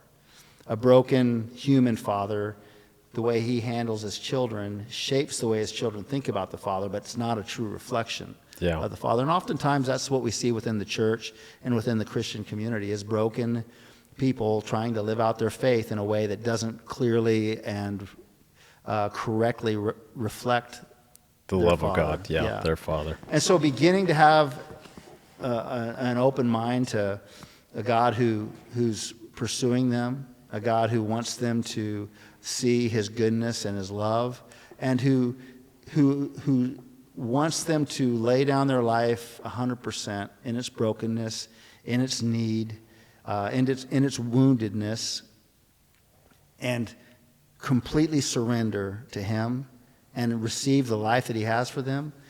That is the choice that's in front of you. Yeah. And I can say that for me and for many people that I know, that's been the best choice we've ever made.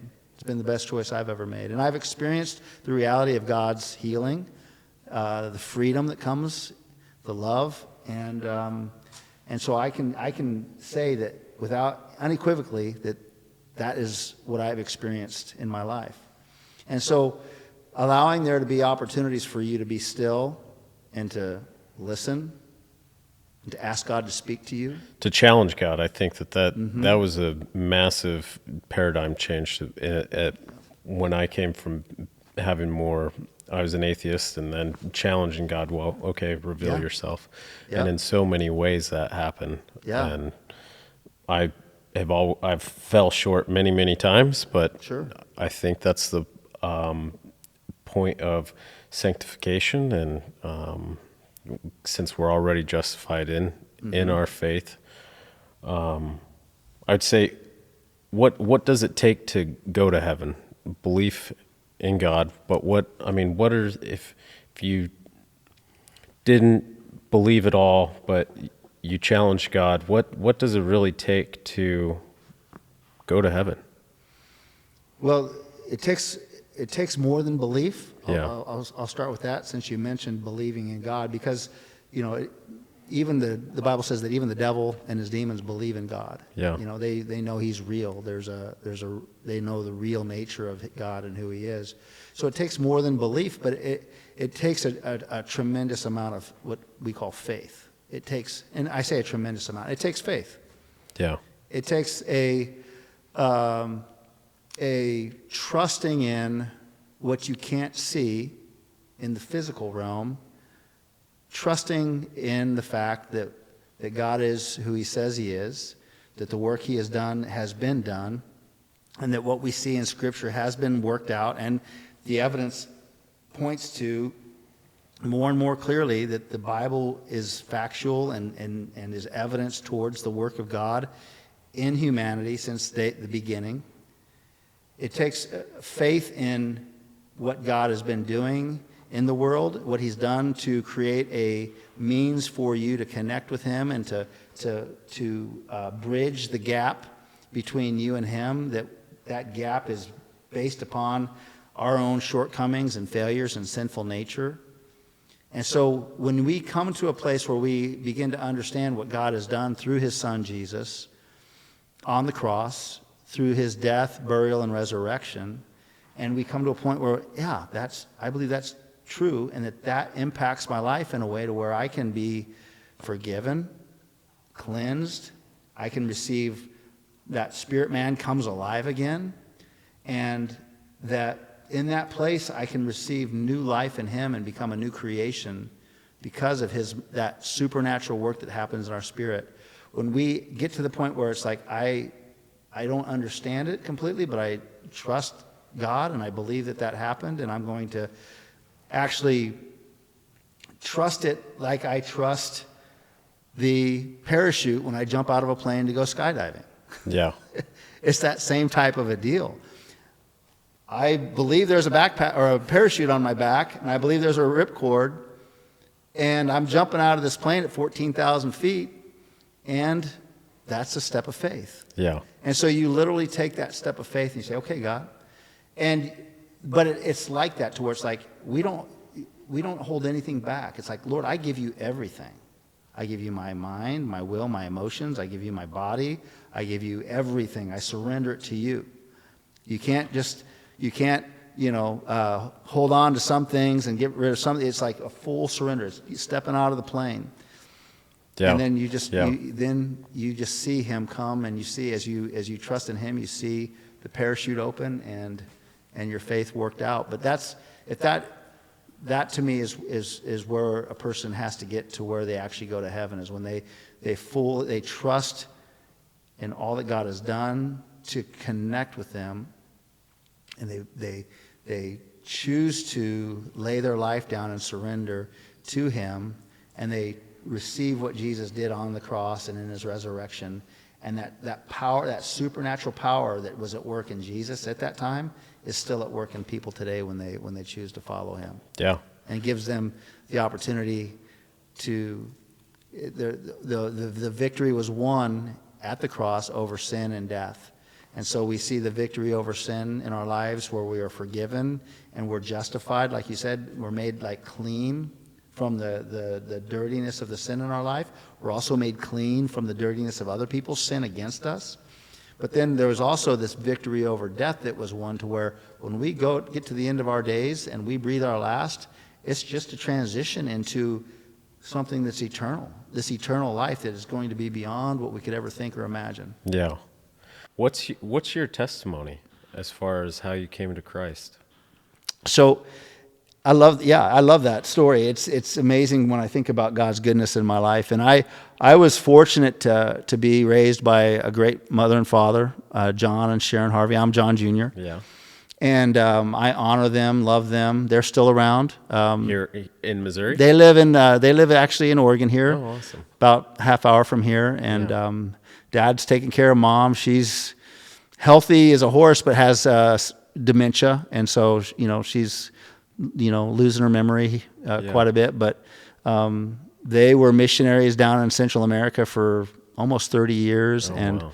they went down after I left the house. So I speak Spanish and love the Latin culture and that type of thing. But they were the true missionaries in the country of Guatemala for years and years. So love and respect them. But growing up, it was interesting, because you grow up in a good household, and where you go to church and you do the things that Christians do, and as a kid, it becomes almost like a lifestyle or a cultural thing, where it's not necessarily something that's real to you or part of what you've processed and what you've kind of gone through. It's just what you do. Yeah. And the difference between head knowledge and heart knowledge. Yeah, that's a great way to put it. Yeah. I knew about faith, but I didn't have faith. Yeah. And so as a kid, got involved with, levels of pornography that impacted my life, and then became active in sexuality as a young prepubescent boy, and became very much like consumed by those elements in my life. And this was pre-internet, pre-cell phone, nowadays I can't, the battle's much more fierce. But that being said, I was in this place where I was constantly hiding all of this, these things that were going on in my life, to look like the good kid at church and at school, but knowing that behind the scenes there was just this huge wrestle, this desire to do all these things, but yet knowing that it was not a good way to live, and that they were bad choices, and so feeling very divided, very much the effect of, like, there's a part in the Bible where they talk about a whitewashed tomb, how it looks good on the outside, but inside it's just full of dead bones. Yeah. That's kind of how I literally felt spiritually much of my growing up years. Yeah. And so there was this constant disparity between what I saw and heard at church and what I was experiencing in my own life. And that was until I turned 16, and we had moved from Kansas City, Missouri, to a city called Columbia, Missouri, which is where the University of Missouri is at. And I went to moved to that city, and then that summer had the opportunity to go to what they call a summer camp. It was a church camp, and there was a speaker there from the Northwest, from Portland, who... The irony. What's that? The Yeah. irony, yeah. Totally. Well, it's part of my story, too. Yeah. He came and spoke and talked about destiny, talked about how God made us with a purpose and a plan and a destiny, and that how the enemy, the devil, wanted to sabotage that and did everything he could to prevent us from living the life that God intended us to live, and that we could be free from the things that the enemy used to entangle us and prevent us from running the race. Yeah. And I felt, as he was talking, I felt like that it was just like for me, and it was like, this was like the first time I'd really heard a message that I didn't have to be consumed by the things that were consuming me, and that there was an enemy out there who was after my soul, and that I could be free from that. And so I, at that point, was where it went from the head knowledge to the heart knowledge, and I totally surrendered my life to Christ at that camp. I came to a place of faith, and faith that God had made me, and that he had made me a son, and that he had a purpose and a plan for my life. And I wanted to live for his purpose and plan, and not my own, because I could already see the trajectory that I was on. Yeah. And so I had a tremendous experience with God that summer. And I would say, for a church kid who wasn't involved with drugs or alcohol or anything crazy, that was a radical transformation in my heart. Yeah.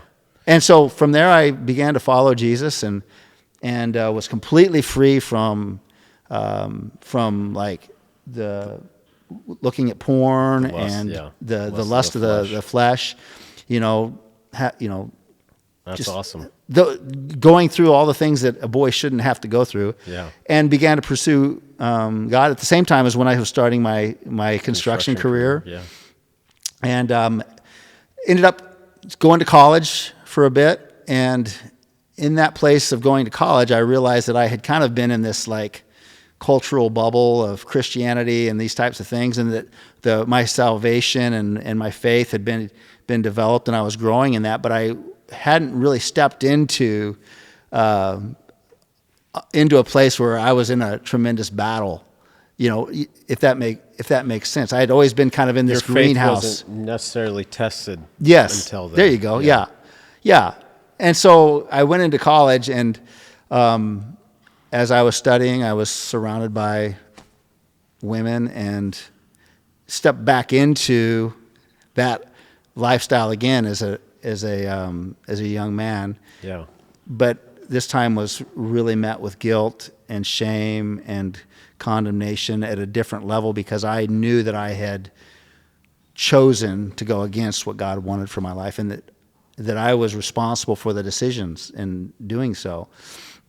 And it actually made some pretty devastating decisions to sleep with with women who were married, and just the consequences of that on them and on my soul, and terrible things. Yeah, one thing that stands out to me is that your sin will come back 7 times stronger. I believe that's, I don't know exactly where, but I heard it the other day. It's like, and when you turn away, things will come, 7 times stronger. Yeah. And it's like, I've seen it time and time again in my life and others. And I stepped into it, and it was devastating. Yeah.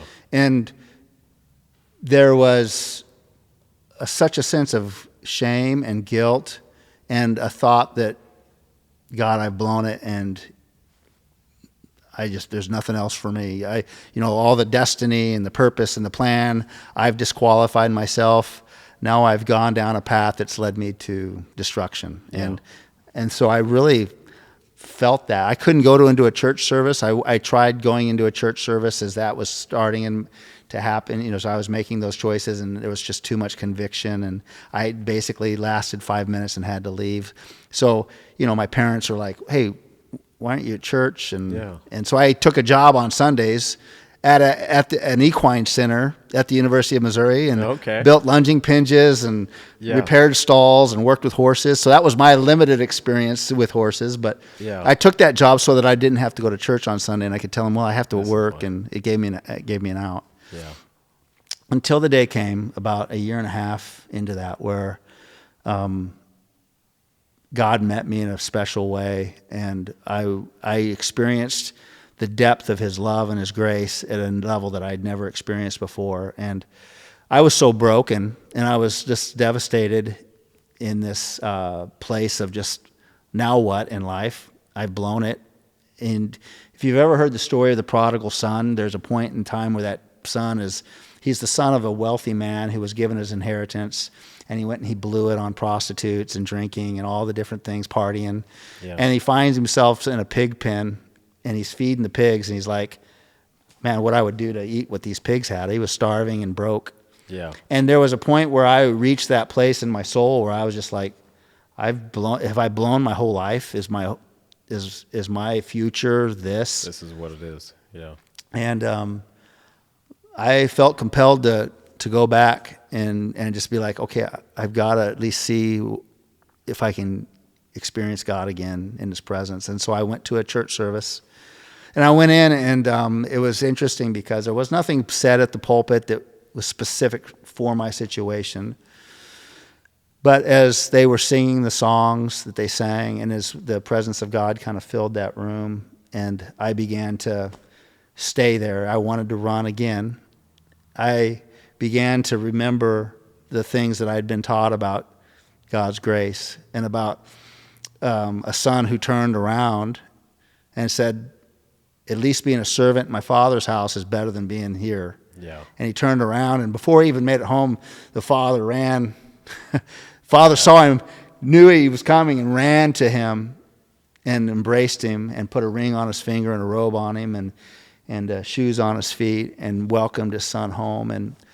And that's the love of the Father that I experienced that day. And it hit me at such a deep level because I was like, God, how could you? I chose against you. I made the choice to do what I did and to stay in it. And then I felt trapped in it, and I felt like I couldn't get out of it. And here you are meeting me once again.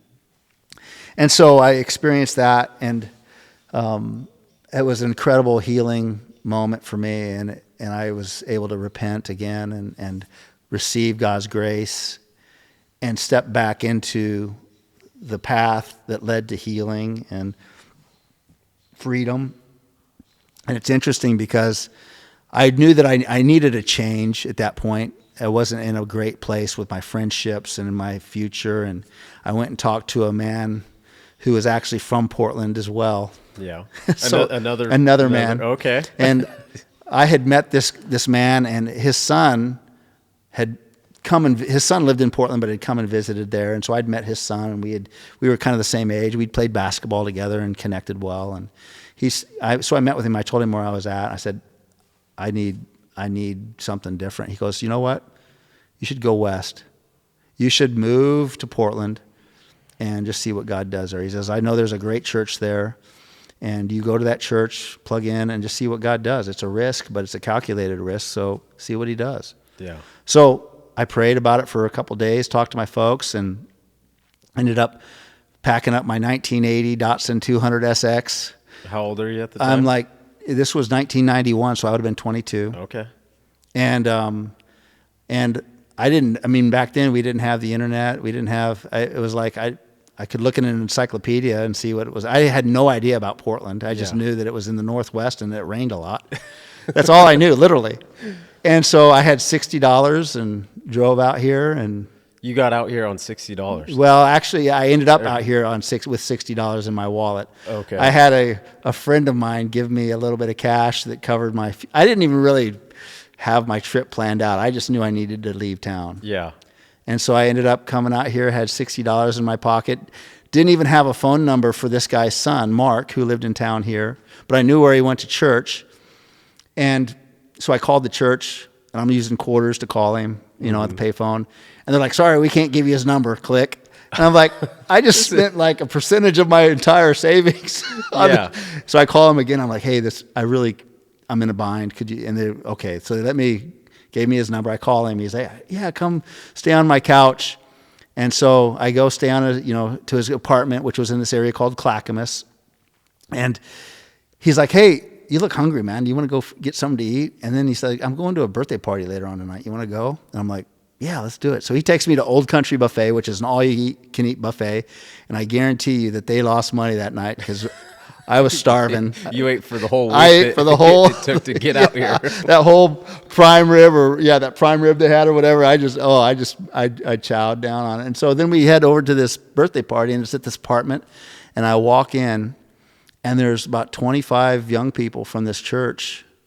And I walk in, and it was like I had really never experienced that many young people all together who all love Jesus. Yeah.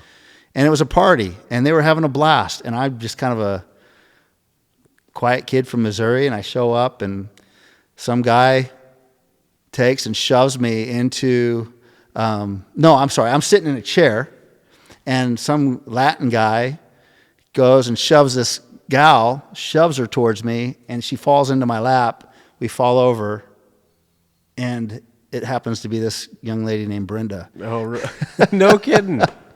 So a year and a half later, Brenda and I would be married, and I met her on my very first night here in Portland. That's awesome. And you look at the hand of God on my life, where I thought that my future was ruined, that the purposes and plans of God were ruined in my life, and I had lost hope, and I was just kind of diving deeper into the sin that I had chosen. Yeah.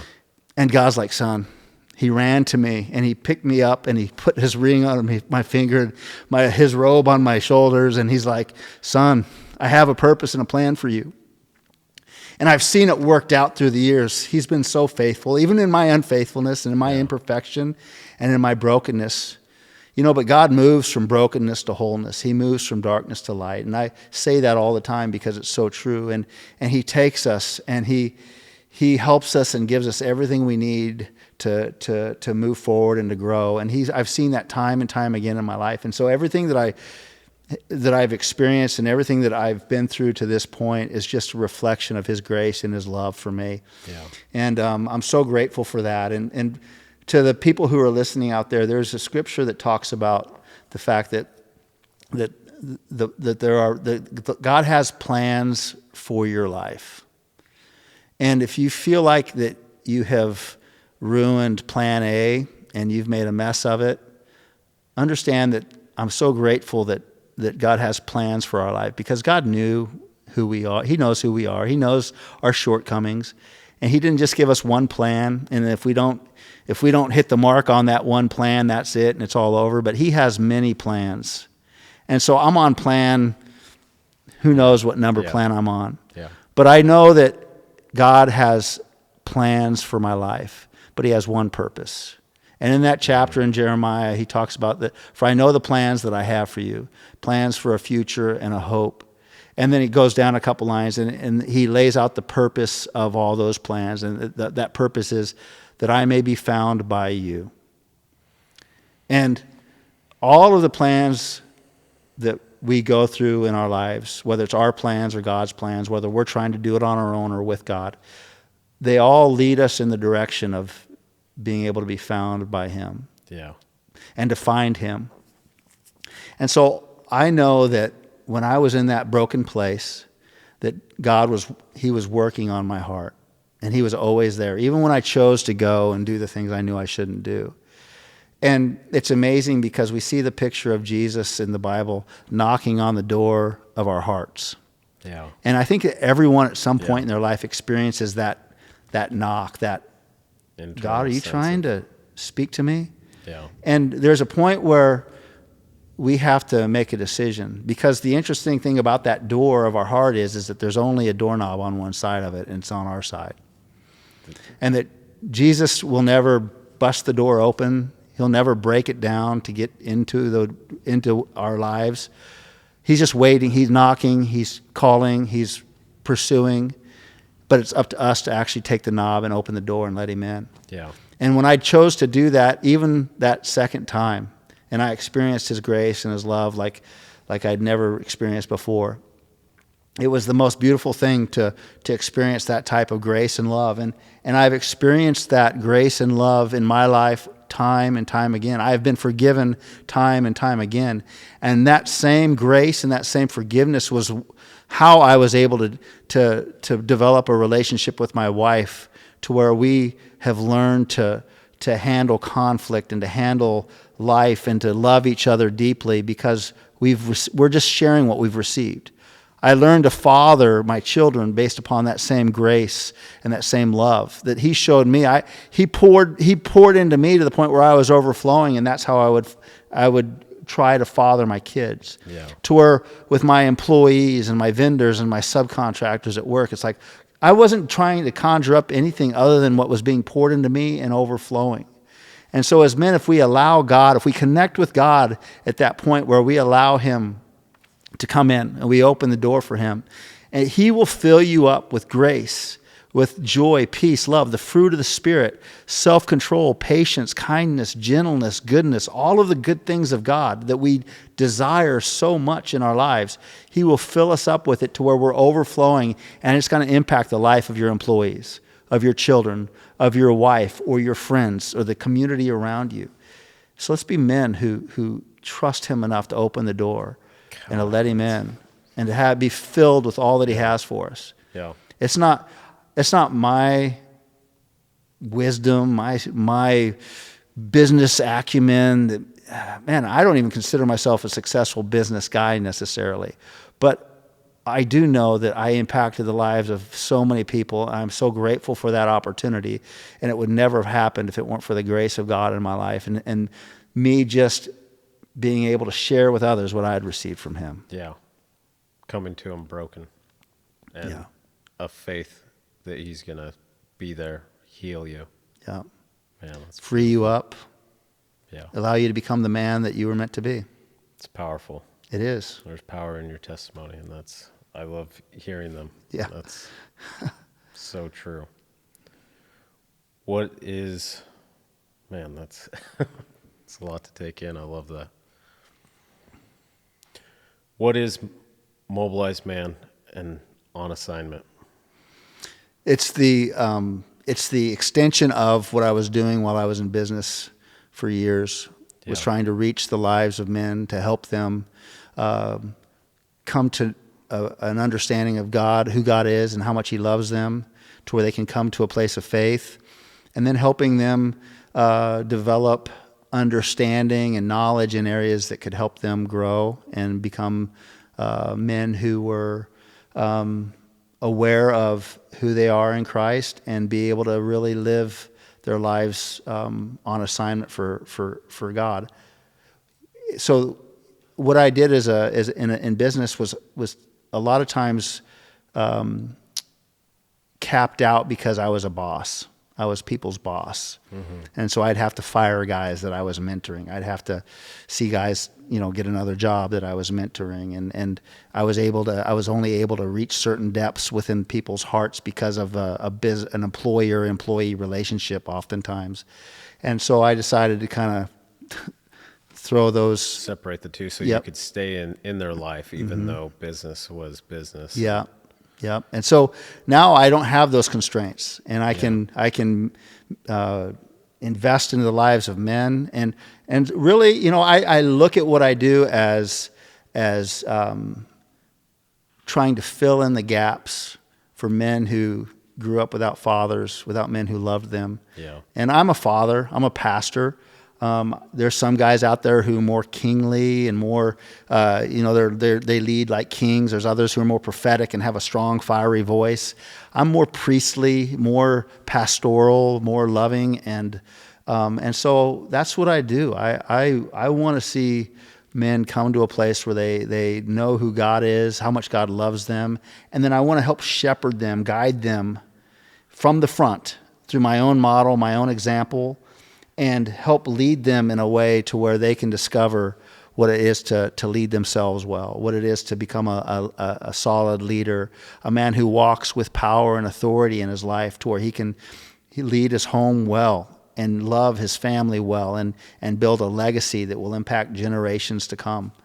And so the efforts that we do with our podcast, with our weekly newsletter that we put out, with the courses that we offer and the coaching, it's all trying to fill gaps in the lives of men, and in the lives of men. Areas where it's like, man, my dad never told me how to live, how to honor people around me. He never, taught me how to storm-proof my life and how to build my life on a foundation to where when the storms come, I'm not going to just have everything crumble. And so it's very practical, but it's also done with a tremendous level of love and heart for the men that we're reaching. Yeah. I know just our interactions through church and whatnot you've had a great impact on me. That's amazing. Yeah, I'm grateful for that too. Not, but. Yeah, and I love what you're doing here, and I am just so excited to see the impact that you have, because you're starting you're pioneering a work here. And there's nothing easy about pioneering, but there's also something so hopeful, and there's so much vision and the dreams. I say dream big, dream bigger than what you've ever dreamed before, because that's what faith is all about. Yeah. You have as a man of God, you have a superpower of faith that allows you to believe for what cannot be seen and what has not been seen. And we serve a God who formed everything we see from His Word, from the spoken Word. Yeah. And when we surrender our lives and align our body, soul, and spirit with Him, the sky is the limit as to what we can do and the impact we can have. And so I'm so proud of you. I'm excited about the future, and I love what you're doing here. And as you lead well through it, you're going to impact the lives of so many men and people. Yeah. And so I'm excited to see what Thank God you. does. That's the dream. It really is, and having good leadership and seeing things from others who've already walked it is the goal. Good. You know? Yeah. Absolutely. I think we'll go into the short fire round. It's called the Stoic 7. Okay. What is your best financial advice?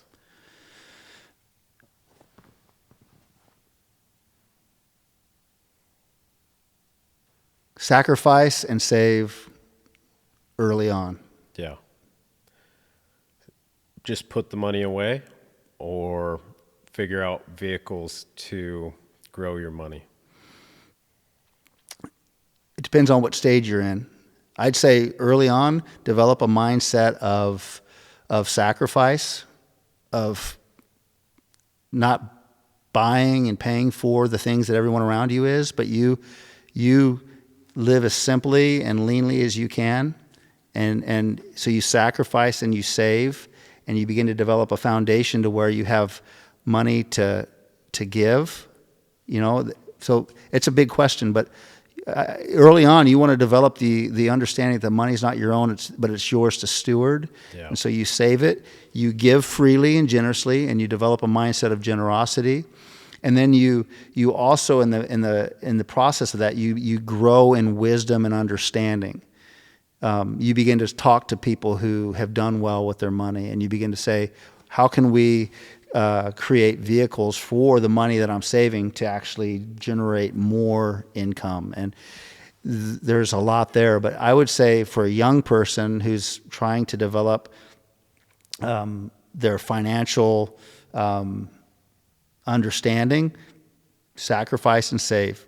Yeah. Those two things first, then understand you're a steward, be generous, and then seek the wisdom to handle your money well. Yeah.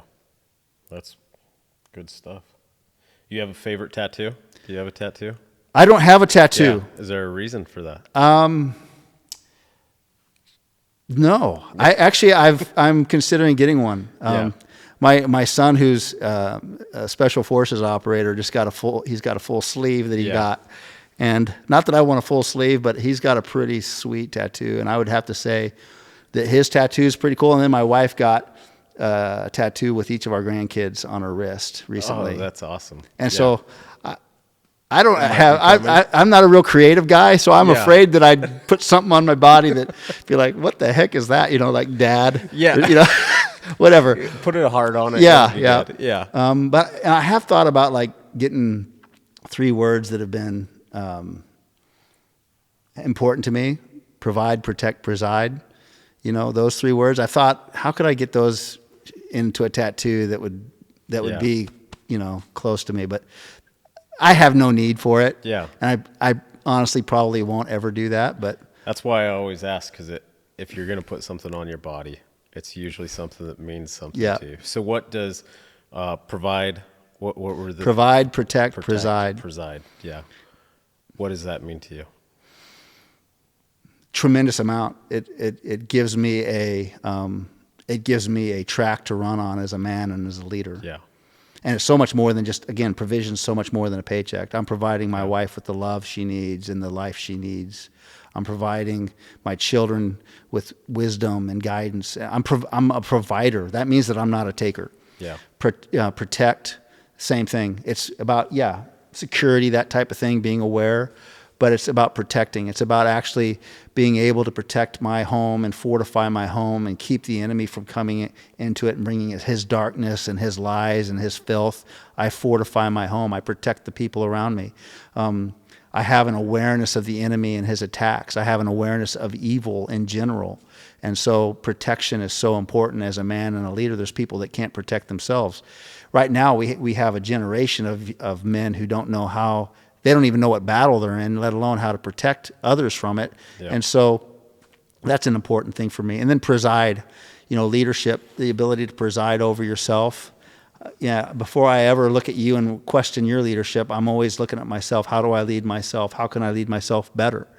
And then in that place, Lord, how have you led me? And again, filled me up with leadership. And then how can I lead others the way you've led me?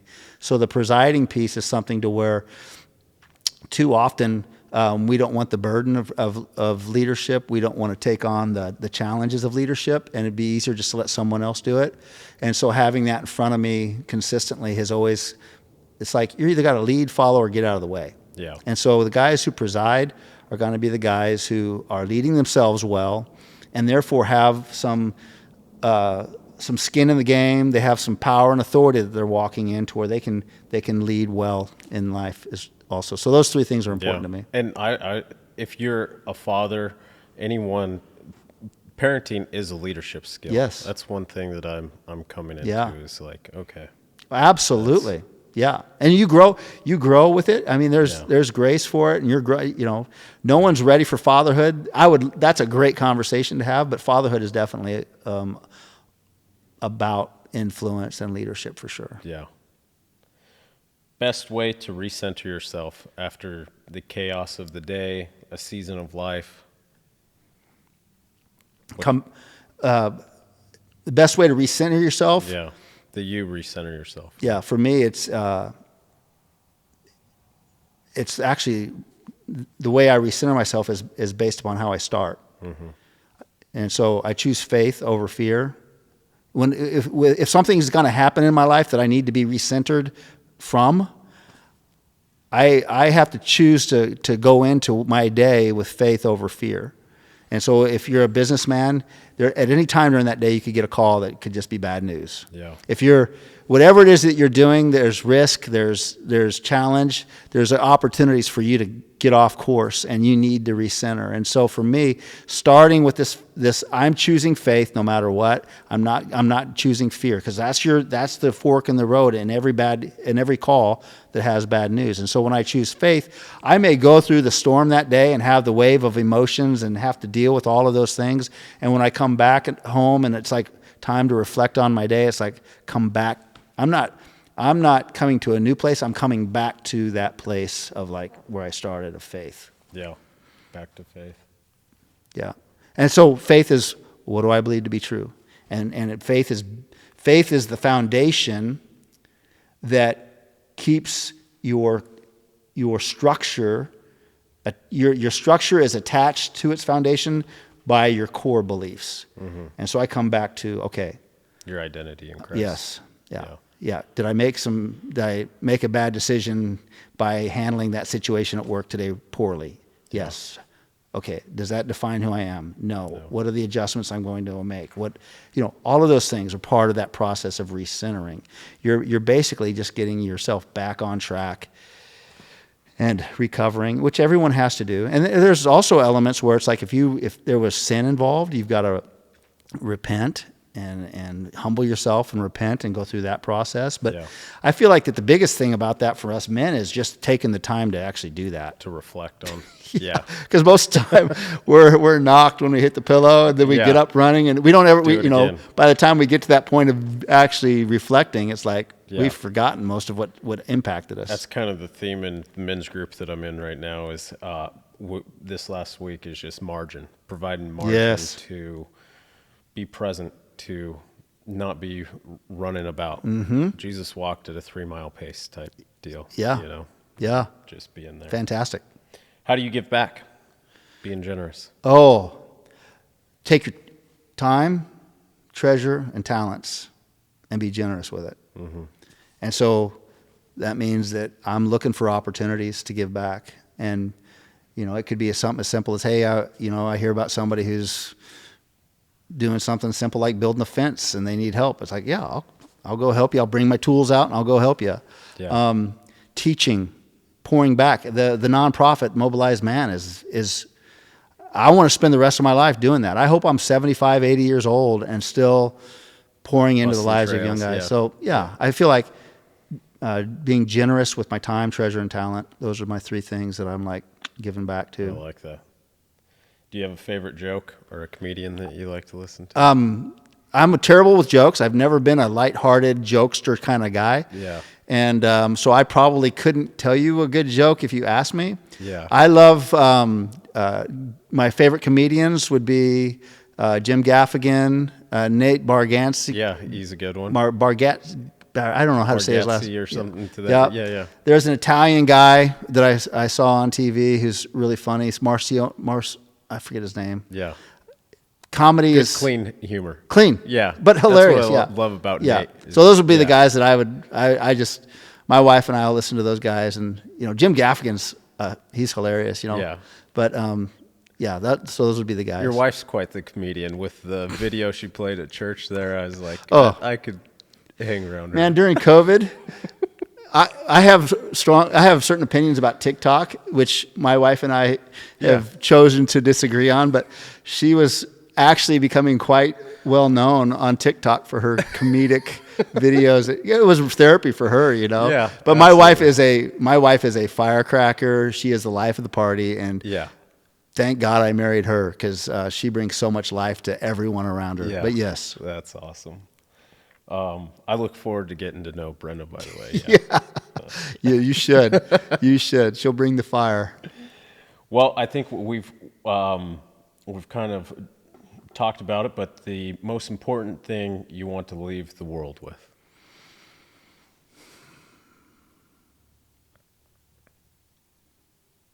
Wow. I want to leave the world with many sons. Grandson, my children, but my grandchildren, with children, sons in the faith. For me, my focus is on men because I believe that if I bless men, that women and children will be blessed from that. Absolutely. And I want to leave many sons in the faith whose lives were impacted and influenced by my humility and my striving to be humble and to follow God with all my heart. Not that I'm humble or doing those perfectly, but that's the mark I want to leave. Yeah. Point everyone to Jesus. Yes. Yeah. Well, John Harvey, it's been a pleasure. Yes. I appreciate it. You're a great role model, and look forward to continuing our relationship. Absolutely. Well, thanks for having me. It's been a fantastic time, so thank you. Yeah.